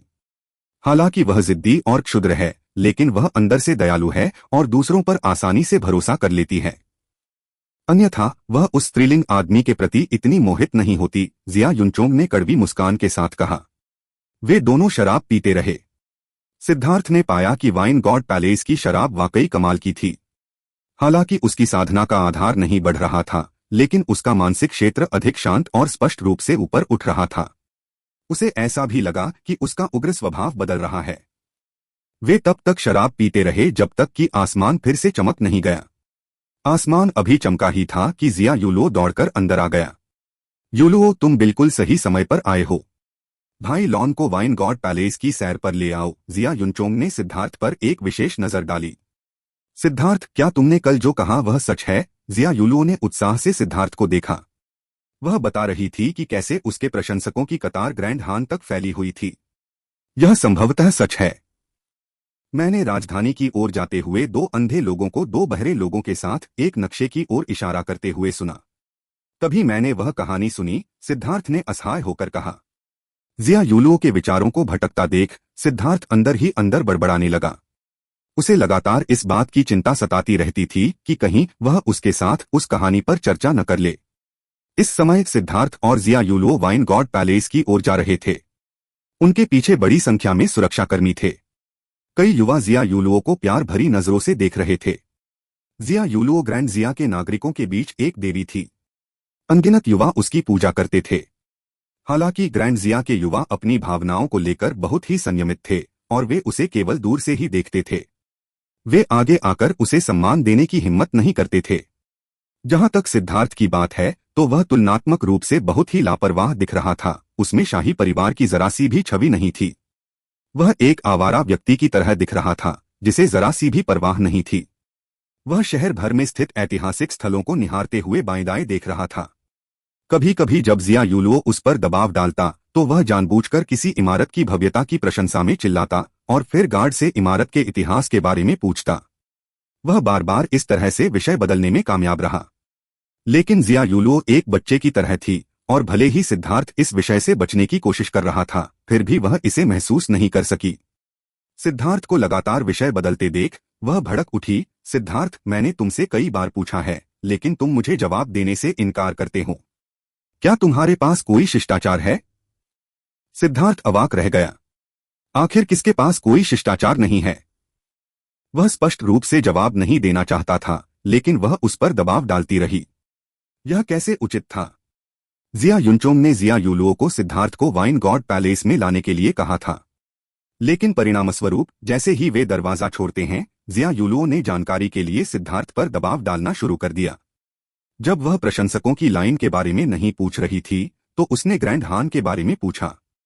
राजकुमारी, कृपया मुझे छोड़ दो। मैं वास्तव में ग्रैंड हान के बारे में कुछ नहीं जानता।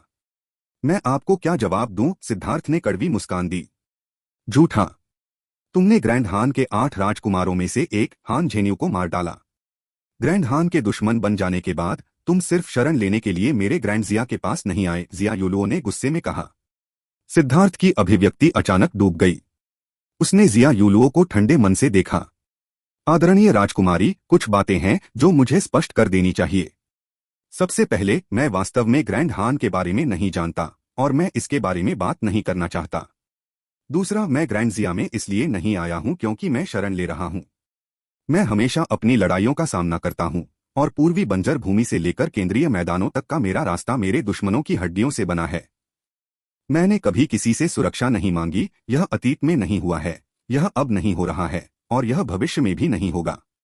तीसरा, जब तुम मुझसे बात करो तो अपने शब्दों पर ध्यान दो। हालांकि तुम एक राजकुमारी हो, लेकिन यह मत सोचो कि दूसरों को सिर्फ तुम्हारी हैसियत या सुंदरता की वजह से तुम्हें जो चाहिए वो देना जरूरी है। चौथा, इतना घमंडी मत बनो, क्योंकि तुम्हारे अहंकार के पीछे कोई ताकत नहीं है। अगर ग्रैंड जिया की परवरिश न होती, तो चाहे तुम्हारी प्रतिभा कितनी भी अच्छी क्यों न हो, तुम कभी अपनी मौजूदा उपलब्धियां हासिल नहीं कर पाते। तुम्हारे पास जो कुछ भी है वह तुम्हारे पिता, तुम्हारी माँ, तुम्हारे भाइयों और ग्रैंड जिया के लोगों ने दिया है।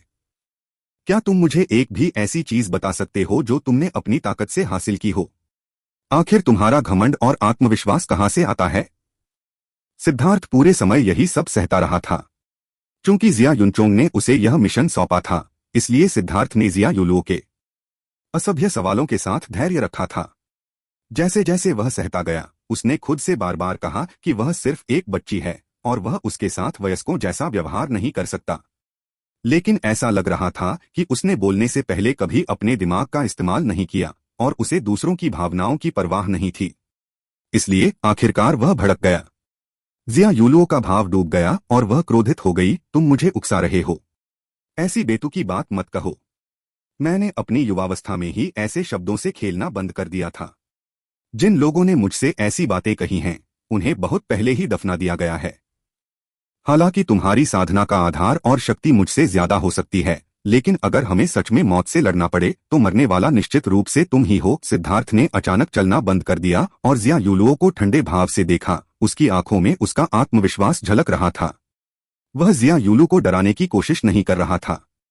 उसे लगा कि ब्लडकिल हॉल के सोल ट्रांसफॉर्मेशन विशेषज्ञ को मारने के बाद उसका आत्मविश्वास बढ़ गया था। लेकिन कई विशेष कारक थे जिन्होंने उसे मारने की अनुमति दी थी, जो उसकी अपनी शक्ति पर आधारित नहीं थे। ब्लडकिल हॉल के लोग आमने सामने की लड़ाई में माहिर नहीं थे, वे हत्या और भागने की कला में माहिर थे। सिद्धार्थ की वजह से ही ब्लडकिल हॉल के विशेषज्ञ ने भागना छोड़ दिया था, क्योंकि वह सिद्धार्थ को मारने के विचार से बहुत मोहित हो गया था। फिर उसने अपनी युवा स्पिरिट को बहुत ज्यादा प्रज्वलित कर दिया था और उसकी चेतना भ्रमित हो गई थी। वह वास्तव में सिद्धार्थ के बारे में भूल गया था और जिया यूलुओ पर हमला कर दिया था, जो अपनी अंतिम चालों में से एक की तैयारी कर रही थी। यदि वह किसी अन्य आत्मा परिवर्तन विशेषज्ञ से लड़ती तो उसे एक ही बार में मारे जाने का खतरा होता। जिया यूलुओ ने अपनी तलवार को हाथ से पकड़ लिया और उसकी आभा संघनित होने लगी। उनके पीछे खड़े सभी पहरेदार चौंक गए। आखिर क्या हो रहा था? वह बिना कुछ कहे लड़ाई कैसे शुरू कर सकती थी? ये पहरेदार जिया युनचोंग के लोग थे। जिया यूलुओ जिया युनचोंग की छोटी बहन थी, जबकि सिद्धार्थ जिया युनचोंग का प्यारा मेहमान था। अगर ये दोनों लड़े तो उन्हें यह भी नहीं पता होगा कि किसकी मदद करनी है। तुम मेरे मुकाबले में नहीं हो। जीवन और मृत्यु की लड़ाई में मैं निश्चित रूप से 3 चालों में तुम्हारी जान ले लूंगा। अगर मैं ऐसा नहीं कर सकता तो मैं सिद्धार्थ ग्रैंड जिया सिटी के सामने तुरंत खुद को मार डालूंगा। सिद्धार्थ ने अपने हाथों को अपनी पीठ के पीछे बांध लिया। उसकी आवाज ठंडी और भावहीन थी। पहले मुस्कुराता हुआ सिद्धार्थ, जो एक बड़े भाई की तरह दिखता था, तुरंत एक निर्दयी मौत का देवता बन गया था। जिया यूलुओ का दिल डर से भर गया जब उसने सिद्धार्थ की आंखों को देखा। उसे ऐसा लग रहा था कि उसे उन आंखों की गहराई में लाशों का एक असीम पहाड़ और खून का समुद्र दिखाई दे रहा है। यह सिद्धार्थ की हत्या की मंशा थी जो आमतौर पर उसके दिल में छिपी रहती थी। यह अनगिनत बड़ी लड़ाइयों से जमा हुई थी। अब वह इसे छिपा नहीं रहा था, बल्कि जिया यूलुओ को इसे देखने दे रहा था। जिया यूलुओ शाही महल में पली-बढ़ी थी और अपना ज्यादातर समय साधना में बिताती थी। हालांकि वह शक्तिशाली थी, लेकिन उसका अनुभव दयनीय रूप से कम था। उसकी तुलना सिद्धार्थ जैसे किसी व्यक्ति से नहीं की जा सकती थी जो लाशों के ढेर से रेंगकर बाहर निकला था। वह कांप उठी, उसका चेहरा पीला पड़ गया। सिद्धार्थ का मुंह सिकुड़ गया और उसने कहा, अपने बड़े भाई के खिलाफ तुमने जो चाल चली थी उसे छोड़ दो। मैंने पहले ही कहा है कि हर किसी को तुम्हें लाड़ प्यार करने की जरूरत नहीं है। कम से कम मैं ऐसा नहीं करूंगा। मैं वाइन गॉड पैलेस जा रहा हूं। तुम वापस जा सकती हो। सिद्धार्थ मुड़ा और आगे बढ़ गया। जिया यूलुओ बहुत देर तक वहीं खड़ी रही। वह रोना चाहती थी, लेकिन हिम्मत नहीं जुटा पाई। उसे नहीं पता था कि क्या करना है। उसने अचानक अपने दांतों को भींच लिया, अपनी आंखों के कोनों में आंसू पोंछे और सिद्धार्थ का पीछा किया। तुम मेरा पीछा क्यों कर रहे हो? सिद्धार्थ ने भौहें सिकोड़ी। तुम्हारा पीछा कौन करेगा? यह मेरा ग्रैंड जिया शहर है और मैं ग्रैंड जिया की राजकुमारी हूं। यह मेरा घर है और मैं जहां चाहूं वहां जा सकती हूं। क्या इसका तुमसे कोई लेना देना है? जिया यूलुओ ने नाक भौं सिकोड़ी।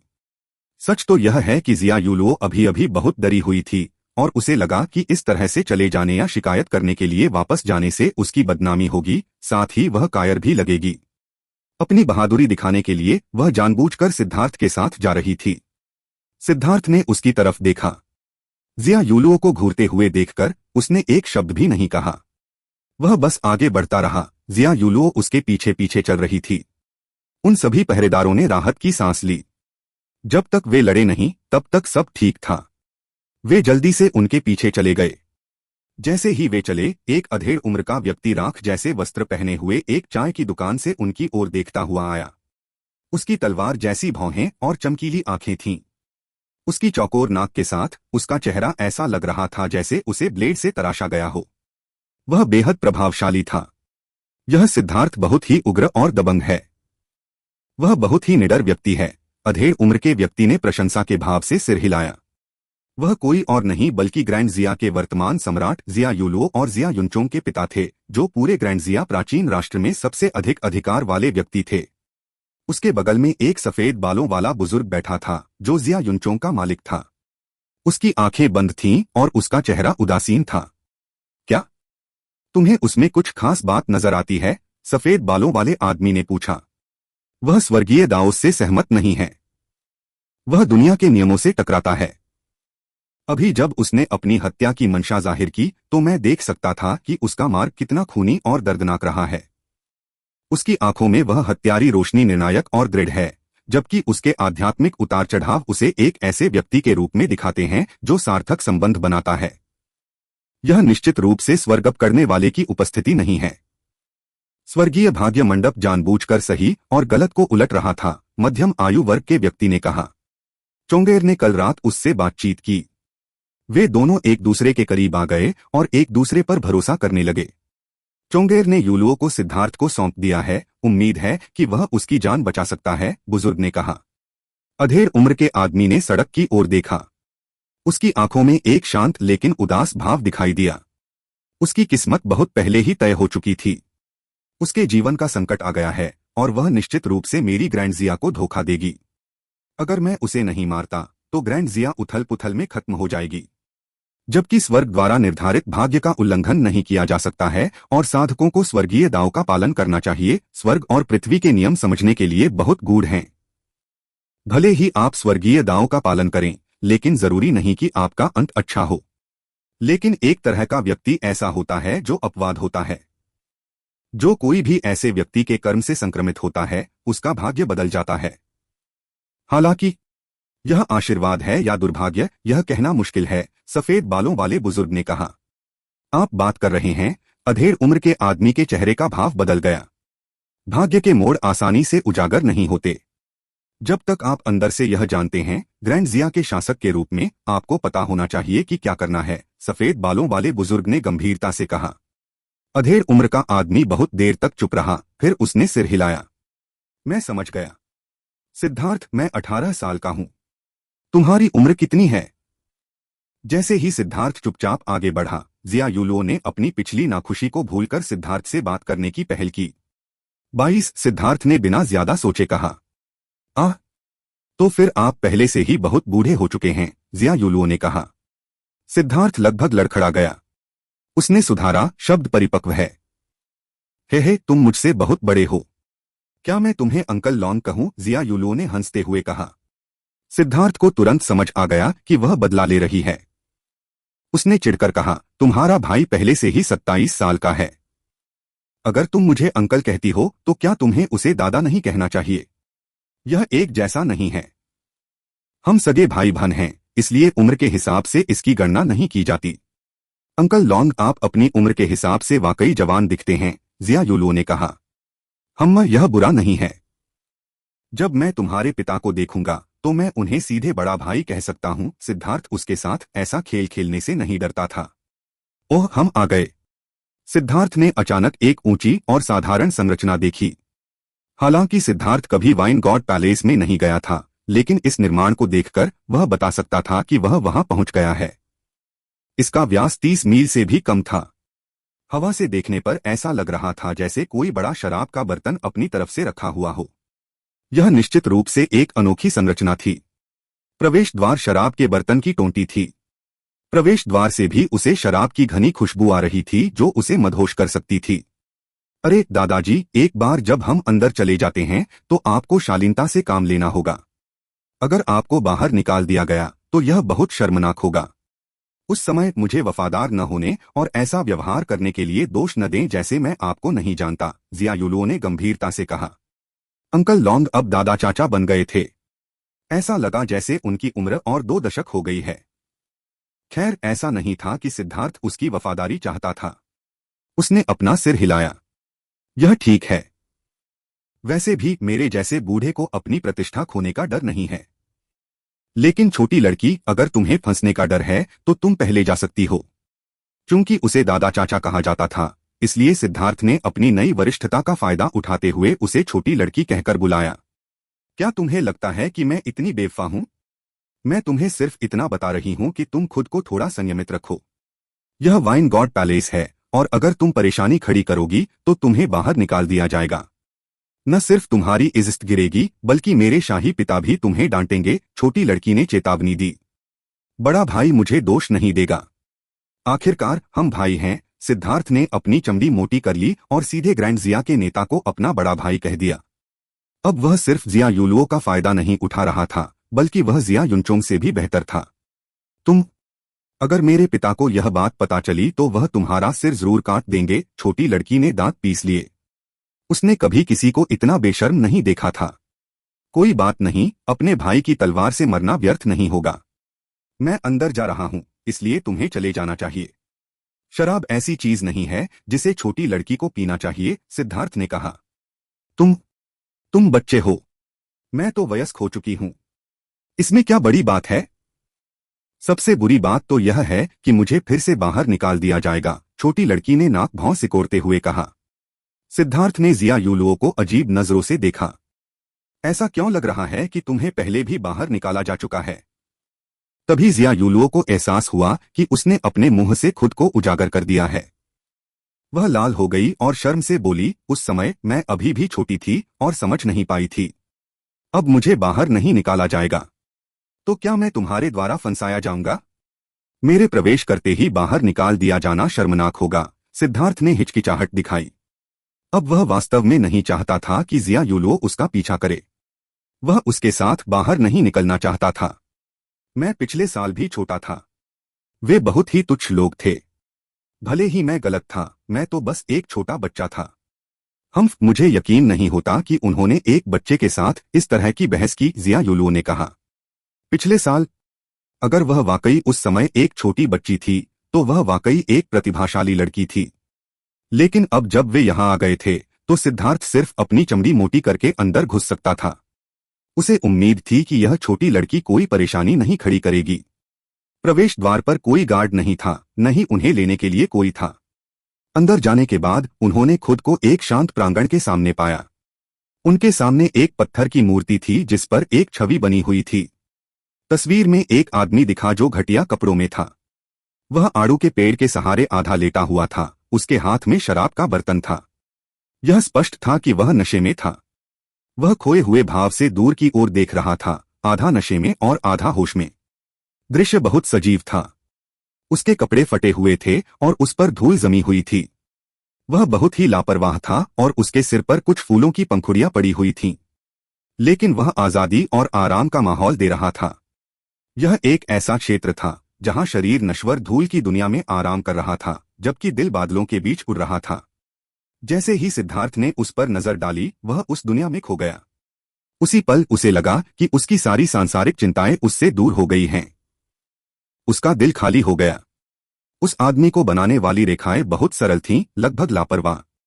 लेकिन बस इन कुछ रेखाओं ने उस आदमी को एक गतिशील दिव्य आकर्षण प्रदान किया। सिद्धार्थ उस आदमी के पीछे गया और हवा में चमकते 9 चमकीले सितारों को देखा। वे छवि के ऊपरी बाएं कोने में धधकते सूरज की एक अंगूठी की तरह थे। सिद्धार्थ, जाओ धूप बत्ती जलाओ। अचानक सिद्धार्थ ने महसूस किया कि जिया युलुओ ने उसे धक्का दिया।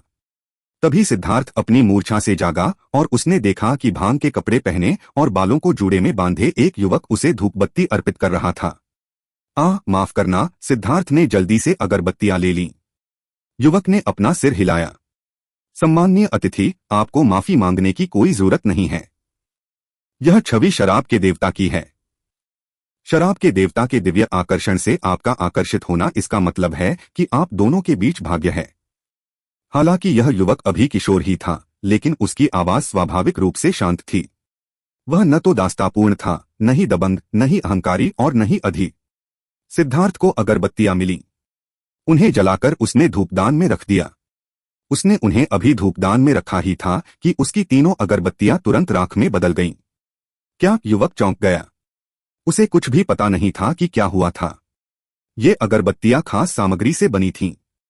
चाहे कोई भी बाहरी ताकत उन्हें परेशान करने की कोशिश करे, वे हमेशा ठीक 15 मिनट तक जलती रहती थीं।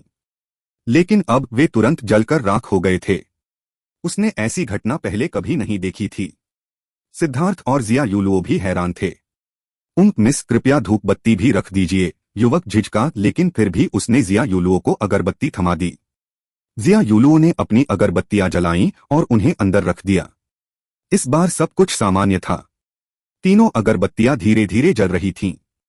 कृपया अंदर आए। युवक ने स्वागत भाव से हाथ हिलाकर उनका अभिवादन किया। सिद्धार्थ, अभी क्या हुआ? जिया युलुओ ने चुपके से पूछा जब वे आंगन में दाखिल हुए। कितना असभ्य! मुझे चाचा कहो। सिद्धार्थ ने जानबूझकर डांटने वाला भाव बनाया। हम कौन तुम्हें ऐसा कहेगा? जिया युलुओ ने सूंघकर अपना सिर घुमाया। बस ऐसे ही चाचा की उपाधि एक तरफ फेंक दी गई। सिद्धार्थ मन ही मन हंसा। यह छोटी लड़की तो उसके मुकाबले की भी नहीं थी, लेकिन वह इस छोटी लड़की को नाराज भी नहीं कर सकता था। उसने कहा, सच में मुझे भी नहीं पता। मुझे लगा कि एक रहस्यमयी ऊर्जा ने उन अगरबत्तियों को नष्ट कर दिया है। यह बिल्कुल वैसा ही था जैसे, ऐसा लग रहा था जैसे किसी अजीब तरह की ऊर्जा ने सिद्धार्थ को धूपबत्ती चढ़ाने से मना कर दिया हो। लेकिन सिद्धार्थ को भी इस बारे में कुछ समझ नहीं आया। उसे लगा कि यह बहुत अजीब है। बस ऐसे ही क्या? सिद्धार्थ को अचानक बोलना बंद करते देख जिया युलुओ ने जल्दी से उससे पूछा। जैसे, मैं बहुत विद्वान नहीं हूं और मुझे नहीं पता कि इसका वर्णन कैसे करूं। सिद्धार्थ ने अपना सिर धीरे से हिलाया। ठीक है, बस इसके बारे में सोचो। मुझे जल्दी नहीं है। जिया युलुओ बहुत उत्सुक था और उसे जानना था। यह ऐसा है जैसे कोई व्यक्ति बाथरूम जा रहा हो और अचानक उसे एहसास हो कि उसके पास टॉयलेट पेपर नहीं है। इस समय किसी ने उन्हें एक लकड़ी की छड़ी दी, लेकिन एक पल की हिचकिचाहट के बाद उन्होंने छड़ी लेने से इनकार कर दिया। ऐसा शायद इसलिए है क्योंकि वे किसी के बदले में उन्हें कागज देने का इंतजार कर रहे हैं। सिद्धार्थ ने कहा। आखिर तुम क्या बात कर रहे हो? धूपदान पर धूपबत्ती रखने की तुलना तुम ऐसी चीज से कैसे कर सकते हो? एक सुगंधित और एक बदबूदार। वे पूरी तरह से अलग हैं। इसके अलावा अगर कागज या छड़ी न हो तो क्या हुआ जिया? यूलुओ ने पूछा। ऐसा लग रहा था कि उसका बेहद घटिया मजाक वाकई घटिया था। उसने कहा कि महल में शाही लोगों ने कभी अपने नितंबों को पोंछने के लिए छड़ी का इस्तेमाल नहीं किया। लेकिन सिद्धार्थ के ऐसा कहने के बाद जिया यूलुओ ने पूछना बंद कर दिया। एक बार जब वे अंदर पहुंचे तो सिद्धार्थ ने पाया कि यह इमारत जो शराब के बर्तन जैसी दिखती थी वास्तव में अंदर अपनी जगह थी। वहां पहाड़, नदियां और झीलें थीं। जहां तक नजर जाती थी वहां तक नजारा फैला हुआ था। वाइन गॉड पैलेस अपने आप में एक खजाना है। इसके अंदर अपना खुद का स्थानिक गठन है। यहाँ बहुत सारी कृषि भूमि है और वे अपनी वाइन में जो भी सामग्री डालते हैं वे सब खुद उगाते हैं, जिया यूलुओ ने कहा। वाइन गॉड पैलेस में प्रवेश करने पर अब वह बहुत अधिक शिष्ट व्यवहार कर रही थी। उनसे कुछ ही दूरी पर एक छोटा सा पहाड़ था। एक पत्थर का रास्ता उस तक जाता था। पहाड़ के भीतर बहुत सारे पुराने पेड़ उगे हुए थे और सब कुछ बेहद एकांत और खूबसूरत था।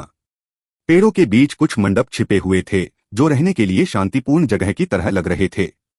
पहाड़ की तलहटी में उन्हें अचानक हल्की बूंदाबांदी का एहसास हुआ जो हरी भरी घास को सींच रही थी। यह जगह जीवन से भरपूर थी। क्या अद्भुत जगह है। जैसे ही बूंदाबांदी उसके ऊपर से गुजरी सिद्धार्थ खुद को प्रशंसा में चिल्लाने से नहीं रोक सका। यह ऐसी जगह लग रही थी जहां कोई विशेषज्ञ एकांत में रहना पसंद करेगा। यहां उसकी सारी परेशानियां गायब हो गईं। क्या वाइन गॉड पैलेस में आम तौर पर कोई नहीं आता?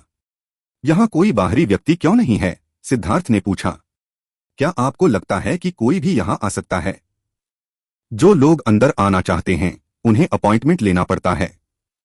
केवल मेरे ग्रैंड जिया के शाही परिवार के सदस्यों को ही किसी भी समय लोगों को सम्मान देने के लिए अंदर लाने का विशेषाधिकार है, जिया यूलुओ ने तिरस्कारपूर्वक कहा। ऐसा लग रहा था कि उसे अभी भी उससे अपनी दुश्मनी याद है। जब तक वह उसे मौका देता वह तुरंत कोई न कोई बदला ले लेती। सिद्धार्थ ने पत्थर की सीढ़ियों पर कदम रखा और अचानक उसे एक अजीब सी ऊर्जा महसूस हुई जो उसके ऊपर हावी हो गई। उसे लगा कि कोई ऐसी ऊर्जा है जो उसकी सारी शक्ति छीन रही है। यह वाइन गॉड पैलेस का गठन है। यह हमें हमारी साधना के आधार से वंचित करता है जिससे हम केवल नश्वर बन जाते हैं। यह वास्तव में अजीब है, जिया यूलुओ ने समझाया। एक नश्वर? क्या तुम कह रहे हो कि तुम अमर हो? सिद्धार्थ हंसा। जैसे ही इस रहस्यमय ऊर्जा ने उसकी शक्ति छीन ली सिद्धार्थ ने महसूस किया कि आदिम अराजकता मन का धीरे धीरे प्रसारित होने लगा है। सिद्धार्थ ने जल्दी से इसे रोक दिया। वह जानता था कि आदिम अराजकता मन का स्वचालित रूप से इस ऊर्जा का विरोध करना शुरू कर रहा था। वह कोई उपद्रव नहीं करना चाहता था और उसने ऊर्जा को अपने अंदर से बहने दिया। इसने उसकी मेरिडियन, अमर मंच और यहां तक कि उसकी आध्यात्मिक शक्ति को भी सील कर दिया। इस समय सिद्धार्थ के पास केवल उसके भौतिक शरीर की शक्ति थी। उसकी दिव्य भावना गायब हो गई। पहले तो उसे इसकी आदत नहीं थी, लेकिन जैसे जैसे समय बीतता गया उसने महसूस किया कि उसका दिल पहले से कहीं ज्यादा शांत हो गया है। एक सामान्य नश्वर होने में एक तरह की खुशी थी। इसे शब्दों में बयां नहीं किया जा सकता। अपनी सारी निर्भरताएं खो देने के बाद आप अचानक ज्यादा शांति महसूस करेंगे, जैसे कि आपके सारे बोझ उतर गए हों। यह एक अलग तरह का अनुभव था। लेकिन सिद्धार्थ ने जिया यूलुओ को उदास देखा। उसे यह भावना स्पष्ट रूप से पसंद नहीं आई। चलो चलते हैं, सिद्धार्थ आगे बढ़ता रहा। यह पहली बार था जब उसे इतना ठोस महसूस हो रहा था। ऐसा लग रहा था जैसे उसके पैर जमीन पर मजबूती से जमे हुए हैं। अब तो जमीन पर चलना भी एक बेहद मार्मिक अनुभव था। हालांकि इन पत्थर की सीढ़ियों पर घास और काई उगी हुई थी जिससे वे फिसलन भरी हो गई थीं। यहां अपना संतुलन खोना बहुत आसान था। अय्या, जिया यूलुओ ने सावधानी से कुछ कदम ही उठाए थे कि वह फिसल गई। काई वाले हिस्से से बचने की पूरी कोशिश करने के बावजूद वह फिर भी फिसल गई। अगर वह गिरती तो कीचड़ में पूरी तरह से ढक जाती।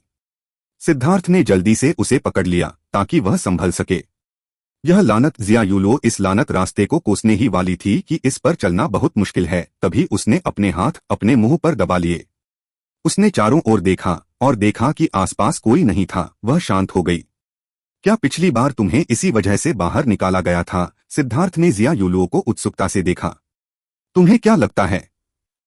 मैंने बस थोड़ी बहुत बड़बड़ाहट और शिकायत की और उन्होंने मुझे बाहर निकाल दिया। क्या तुम्हें नहीं लगता कि वे तुच्छ हैं? जिया यूलुओ ने फुसफुसाते हुए कहा, जैसे वह किसी डकैती के बीच में थी। तुम उन्हें समझ ही नहीं पाते। इस जगह में प्रवेश करना ही एक दुर्लभ अवसर है जिसे तुम चाहे कितना भी सोना क्यों न हो नहीं खरीद सकते। वाइन गॉड पैलेस ने तुम्हें अंदर जाने दिया और फिर तुमने उनकी दयालुता पर थूक दिया। स्वाभाविक रूप से वे नाराज हो जाएंगे। इस बारे में सोचो, क्या होगा अगर तुम किसी भूखे व्यक्ति को पेस्ट्री दो, लेकिन उस व्यक्ति ने पहले कभी पेस्ट्री नहीं देखी और उसे लगा कि तुम उसे गोबर का ढेर दे रहे हो, इसलिए वे तुम्हारा अपमान करने पर नाराज हो गए। क्या तब तुम नाराज हो जाओगे? सिद्धार्थ ने पूछा। यह एक अच्छा तर्क है, लेकिन क्या आपको इसे इतना घिनौना बनाना था? क्या आप इससे ज्यादा सुंदर तुलना नहीं कर सकते थे? जिया यूलुओ ने सिद्धार्थ को घूर कर देखा। मैं स्वभाव से एक सुंदर व्यक्ति नहीं हूं, तो फिर अभिनय की क्या जरूरत है? सिद्धार्थ ने अपना सिर हिलाया। लेकिन मैं एक औरत हूं। क्या तुम अपने आप को थोड़ा संयमित नहीं रख सकती? जिया यूलुओ ने गुस्से में कहा। तुम औरत हो? मैं तुम्हें एक छोटी बच्ची ही समझता हूं। आओ इस तरफ। सिद्धार्थ आगे बढ़ता रहा। अरे एक मिनट रुको, तुम्हें मेरा हाथ पकड़ना होगा, नहीं तो मैं गिर जाऊंगी। जिया यूलुओ ने सिद्धार्थ को उसके बिना जाते हुए देखकर चिल्लाया। एक पुरुष के तौर पर मेरे लिए किसी महिला का हाथ पकड़ना सुविधाजनक नहीं है। तुम्हें बस धीरे धीरे अकेले चलना चाहिए। सिद्धार्थ ने मना कर दिया। तुम एक आदमी हो। मैं तुम्हें सिर्फ दादा दादी की तरह मानता हूं। तुम्हें मेरा हाथ पकड़ने में क्या दिक्कत है? जिया यूलुओ ने सिद्धार्थ के ही शब्दों का इस्तेमाल करके उस पर वार किया। सिद्धार्थ हंसा। इस छोटी लड़की में वाकई कुछ हुनर है। उसने उसका हाथ थाम लिया। उसने साफ तौर पर महसूस किया कि वह कांप रही थी और थोड़ा सा शर्मा रही थी। सिद्धार्थ पहली बाहरी महिला थी जिसे जिया यूलुओ ने इस तरह छुआ था, लेकिन अपनी हिम्मत दिखाने के लिए उसने एक उदासीन भाव दिखाया। सिद्धार्थ ने उसे कुछ कदम आगे खींच लिया। सच में यह रास्ता एक तरह की साधना है। खेती? जिया यूलुओ हैरान रह गया। हाँ, एक तरह की हृदय साधना। एक बार जब आप अपनी सारी निर्भरता खो देते हैं तो आप अपनी मूल स्थिति में वापस आ सकते हैं। यह आपके हृदय को शांत करने का एक तरीका है। आप अभी भी बहुत छोटे हैं और आपने बहुत कम अनुभव किया है। आपकी नजर में मिट्टी गंदी है, इसलिए आप इसे छूना नहीं चाहते। लेकिन आप भूल गए हैं, जमीन पर मौजूद हर चीज मिट्टी और मिट्टी से पैदा हुई है। आप जो कुछ भी खाते हैं, जो कुछ भी इस्तेमाल करते हैं, वह सब मिट्टी से आया है। क्या आपको लगता है कि आप जो स्पिरिट फल खाते हैं वे साफ हैं? आपके जूते हर दिन जमीन को छूते हैं और फिर भी आपको लगता है कि यह गंदा है। हर उच्च श्रेणी की चीज निम्न श्रेणी की नींव पर खड़ी होती है। जब किसी व्यक्ति के पास खाने के लिए कुछ नहीं होता, जब किसी व्यक्ति को कल तक जीने की कोई गारंटी नहीं होती, तो वह केवल जीवित रहने के बारे में ही सोचता है। जब लोगों को अपने जीवित रहने की गारंटी मिल जाती है, तभी वे उच्चतर चीजों की तलाश करते हैं। लेकिन कई लोग उन चीजों के पीछे तब तक भागते रहते हैं जब तक वे जीवन का सार भूल नहीं जाते।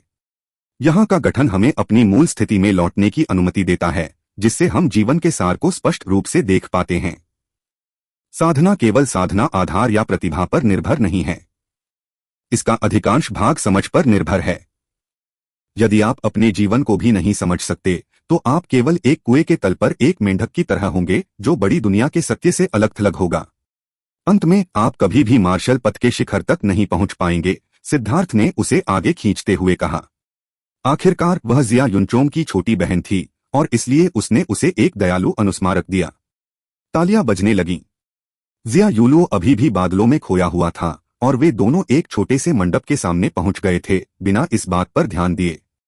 उन्होंने एक सफेद वस्त्र पहने हुए व्यक्ति को देखा जो 30 साल का लग रहा था, मंडप के सामने खड़ा था और हल्के से तालियां बजा रहा था। सम्माननीय अतिथि की समझ सराहनीय है। मुझे उम्मीद है कि आप मुझे इस तुच्छ व्यक्ति की शराब चखने का सम्मान देंगे। तुम हमें अपनी वाइन चखने के लिए आमंत्रित कर रही हो? क्या यह सच है? अय्या, जिया यूलुओ बहुत उत्साहित हो गई और लगभग फिर से फिसल गई। अगर सिद्धार्थ ने उसे संभाला न होता तो वह खुद को शर्मिंदा कर लेती। वह आदमी थोड़ा मुस्कुराया और शान से बोला, जब तक आप शराब के देवता के प्रति कोई निंदा का शब्द नहीं कहेंगे, तब तक मैं फिर से किसी सम्मानित अतिथि को निष्कासित करने का साहस नहीं करूंगा। यह सुनकर सिद्धार्थ को एहसास हुआ कि पिछली बार जिया यूलुओ को इसी आदमी ने बाहर निकाल दिया था।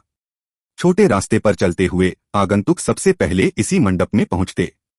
दूसरे शब्दों में, पिछली बार जिया यूलुओ ने बाहर निकाले जाने से पहले शराब की एक बूंद भी नहीं पी थी, और एक बार जब वह महल में वापस आई थी तो उसे डांटा गया था।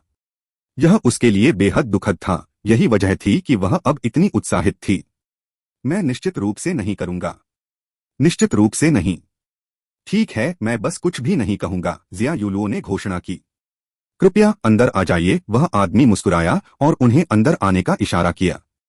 सिद्धार्थ ने अपनी मुट्ठियां उसकी ओर मोड़ी और वे छोटे मंडप में प्रवेश कर गए। अंदर सिर्फ 10 मीटर की जगह थी और एक टेबल थी। टेबल पर शराब का जग और कुछ कप रखे हुए थे। बैठो, यह शराब मैंने बनाई है। कृपया इसका स्वाद चखो। अधेड़ उम्र के आदमी ने एक बेदाग सफेद रुमाल निकाला और अपने हाथों को सावधानी से साफ किया। फिर उसने 2 परिष्कृत जेड कटोरे निकाले। ये कटोरे एम्बर रंग के थे और बेहद छोटे थे, सिर्फ 1 इंच से थोड़े चौड़े। उसने मुट्ठी भर आकार का एक छोटा वाइन जग उठाया और कटोरे में बहुत कम मात्रा में तरल डाला। कटोरे का रंग बदल गया, गहरे लाल रंग का हो गया। हवा में एक तेज खुशबू भर गई जो उनके दिलों में गहराई तक उतर गई। जिया यूलुओ ने अपनी लार निगल ली। वाइन गॉड पैलेस के सभी शिष्यों के पास अपनी अपनी खास वाइन थी और उन्हें बाहर नहीं बांटा जाता था।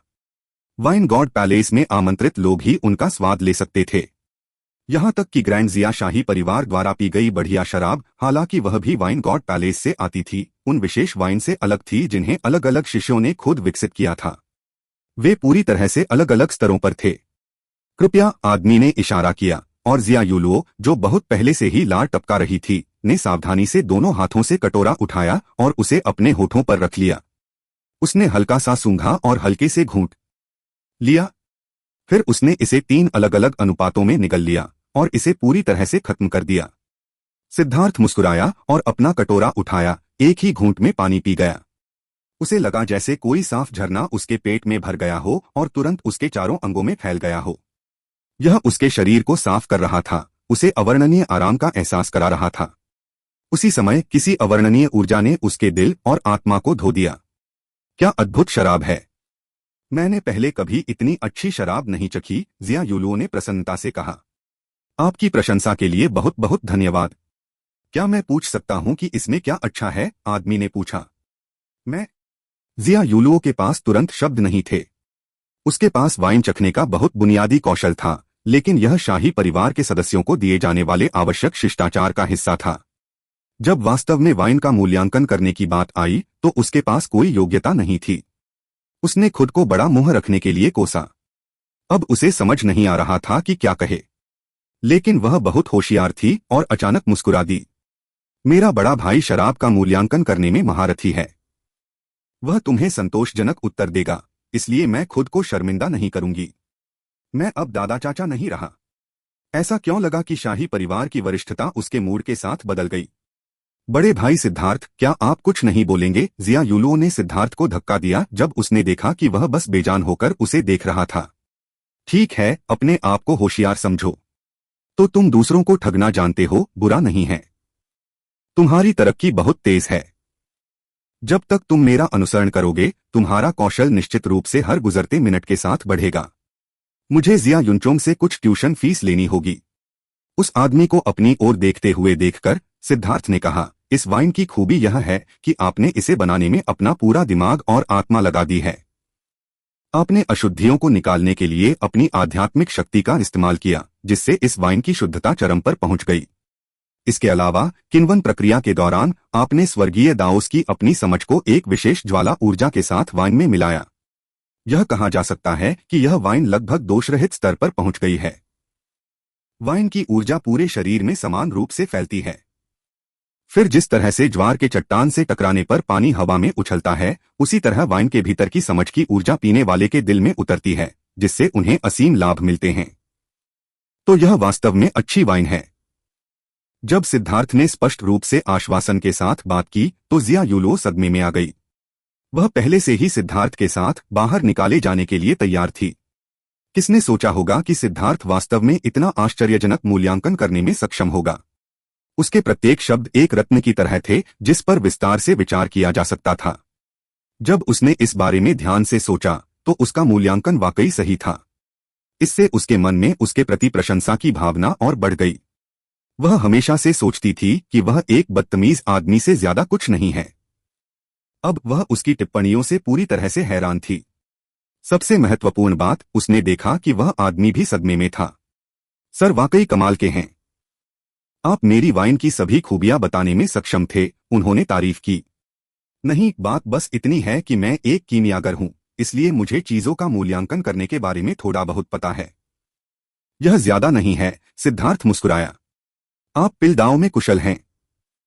मध्यम आयु वर्ग के व्यक्ति ने पूछा। थोड़ा सा, सिद्धार्थ हल्का सा मुस्कुराया। तो क्या आप मुझे मेरी शराब के बारे में कुछ जानकारी दे सकते हैं? उसने ईमानदारी से पूछा। जिया यूलुओ ने चौड़ी आंखों से सिद्धार्थ को देखा। अब वह उसे समझने में पूरी तरह असमर्थ थी। मैं यह कहने की हिम्मत नहीं कर सकता कि मैं आपको कोई सुझाव दे सकता हूं। हालांकि इस शराब में एक घातक कमजोरी है। यह कभी भी एक सच्चे दांव के स्तर तक नहीं पहुंच सकती, सिद्धार्थ ने कहा। सिद्धार्थ के शब्दों ने तुरंत जिया यूलुओ के चेहरे के भाव बदल दिए। उसने अधेड़ उम्र के आदमी की ओर देखा और जैसी की उम्मीद थी, उसके चेहरे के भाव डूब गए थे। क्या मैं पूछ सकता हूं कि ऐसा कैसे? मेरी शराब में कौन सी घातक कमजोरी है? अधेड़ उम्र के आदमी ने गहरी सांस ली और खुद को शांत रखने की कोशिश की। लेकिन जिया यूलुओ को उसकी आवाज में गुस्से का निशान साफ सुनाई दे रहा था। वाइन गॉड पैलेस के शिष्य अपनी वाइन को अपनी सबसे पवित्र संपत्ति मानते थे। वे निश्चित रूप से किसी को भी इसकी निंदा करने की अनुमति नहीं देंगे। लेकिन सिद्धार्थ ने कहा कि इसमें एक घातक कमजोरी है, और इससे भी बदतर, उन्होंने कहा कि यह कभी भी उस स्तर तक नहीं पहुंच पाएगी जिस तक पहुंचने के लिए ये सभी शिष्य प्रयास कर रहे थे। यह न केवल वाइन का अपमान था, बल्कि वाइनमेकर का भी अपमान था। जिया यूलुओ घबराकर खड़ा हो गया, लेकिन सिद्धार्थ वहीं बैठा रहा, उसके चेहरे पर मुस्कान थी।